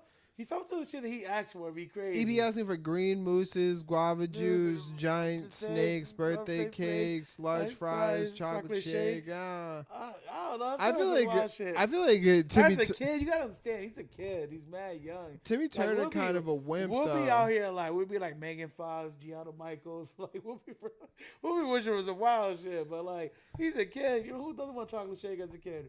No. I always thought Timmy was kind of like a wimp. He's like down on his luck. He's getting like bullied by like his. He's mad small though. That's the thing. But the being mad small that's what isn't I'm saying. daddy. Yeah, he's not daddy. He's not daddy. He's You not know who daddy. was daddy Convince me though? who. You remember Chalk Zone? Chalk. Rudy got the chalk. Yeah. Chalk. From Rudy got the Rudy chalk. from Yeah. Chalk Zone, he Yeah. was daddy. Nah, he's definitely daddy. You know who's daddy in Fairy Godparent? The teacher. They were like, Fairy Godparent? Yeah. Like, he's daddy. He's daddy. Nah. Because he was obsessed. And the thing was that no one believed him because he used to have Fairy Godparents as a kid, but then he got him taken away. That's how I keep about to be Timmy. Yeah. Like That's that'd going to be- be Timmy. When Timmy gets to that, he might be daddy, but for now, he's that's the way they should be doing spin-offs. I feel like with a lot of spin-offs, they trigger it for like kids. like all grown up Rugrats was so stupid. It was just them like teenage with the same Yeah. face. I think it'd be dope if they did that, but they did more like Degrassi shit in it, where Yeah. like Tommy was like low key clapping cheeks for the first time, and Yeah. like, you know what I That's mean though. great. But That's that Nick at Night. but they slap legit though. Yeah. Like that's the play. You make Yeah. a Rugrats all grown up like a Nick at Night show. So when the kids go to sleep, like Right. now you get to watch it. You know what I Right. mean? I ain't watching TV. Because like, what's more likely you're gonna? Watching Tommy clap cheeks is crazy. What's That more shit likely fucked up my though? whole fucking childhood. what's Like, that's crazy. What's more bro. likely though? They do a Rugrats reboot and it's like Yeah. trigger. It's like aimed towards Out here you, fucking Phil and Lil is crazy. and you watch it, or like Oh, they make shit. it kid like, and they like hope kids watch it again. like- Siamese twins. This is his first time losing his virginity. It's crazy. Cosmo from the Fairly Odd Parents. I'm more of a Wanda guy, if I have to say. Cosmo is just. I'm going Wanda. He's kind of dorky. I mean, Yeah. so not Wanda- daddy. Nah, Wanda's mommy. I'm just gonna go ahead and say it. She No, Wanda overruled was that. mommy. She overruled that. And Cosmo was an idiot. Do you remember AJ from the Fairly Odd Parents? He's the little black kid. Yeah, I don't know much about him.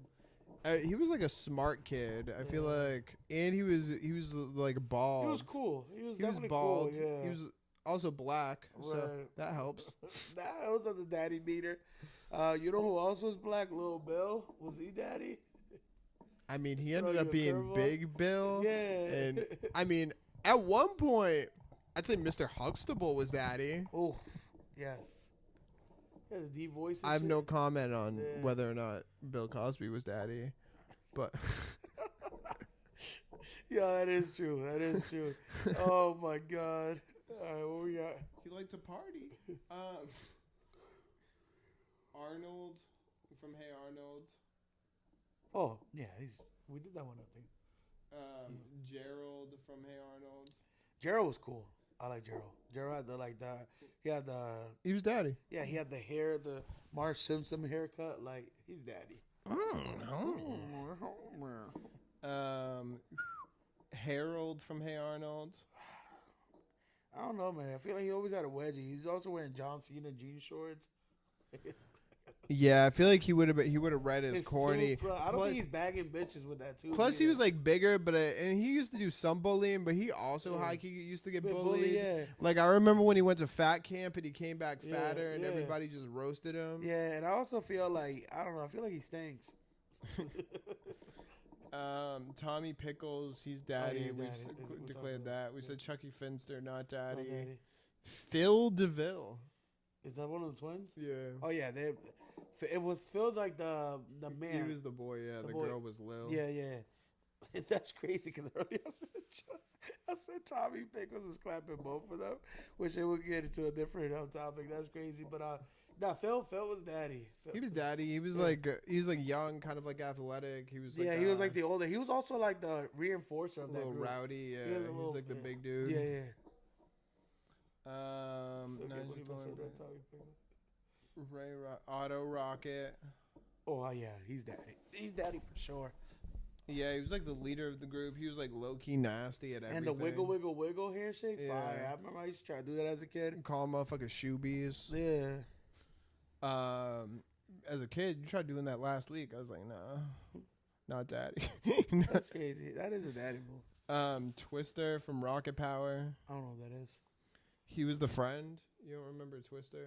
He was like, Oh, baby. look at Abel forgetting Hispanic representation in cartoons. George Lopez, daddy. Tucker Foley, Zim from Invader Zim. No, I don't know what that is. He was the alien. I'd say he's daddy. Cat dog? Cat Dog. Were both of them guys? Yeah. Yeah, I hope so. That'd be weird. At that point, they're fucking. If they're attached. I think Cat was daddy and Dog was not daddy. Nah, they were both daddy. Dog was kind of like doofy and like dumb Yeah. though. Yeah. And Cat kind of like Cat was about his I bought business. I don't know if it was Nickelodeon. I bought Angry Beaver. Oh, that was Nickelodeon. Yeah. I think What The- was the one with the the blonde? The blonde gave me like Owen Wilson vibes. yeah. He was daddy. The other dude was just like a mean grump. He was always just getting to some shit. Yeah, is it Dag and Norm or whatever the names Yeah. were. How about Ed and Eddie? Was that Nickelodeon? No, that's Cartoon. No, it's Network. Cartoon Network. Yeah, we'll do that one next week. That's 3 different conversations. Oh, that's gonna be a good one. Yeah. So that's the Nickelodeon daddy rundown. So tell me what you think. Comment in the section. Did me and him get anything wrong? Do you feel that one of them was daddy and we said not daddy, or vice versa? Let us know in the comment section right down below. Yes. Is that the cast? I'm joking. Yeah. So do you have anything else to add? Did you just have a Nardwar moment? I did. I was trying to do it. Keep I on like rocking in the free world. And Do-do-do-do-do. Oh fuck! What, what the the fuck? fuck, bro? Dude, I just had the craziest dream, bro. I just had a dream that I just did a podcast with East Atlanta Santa. That's so weird. We haven't even started recording yet. What the fuck?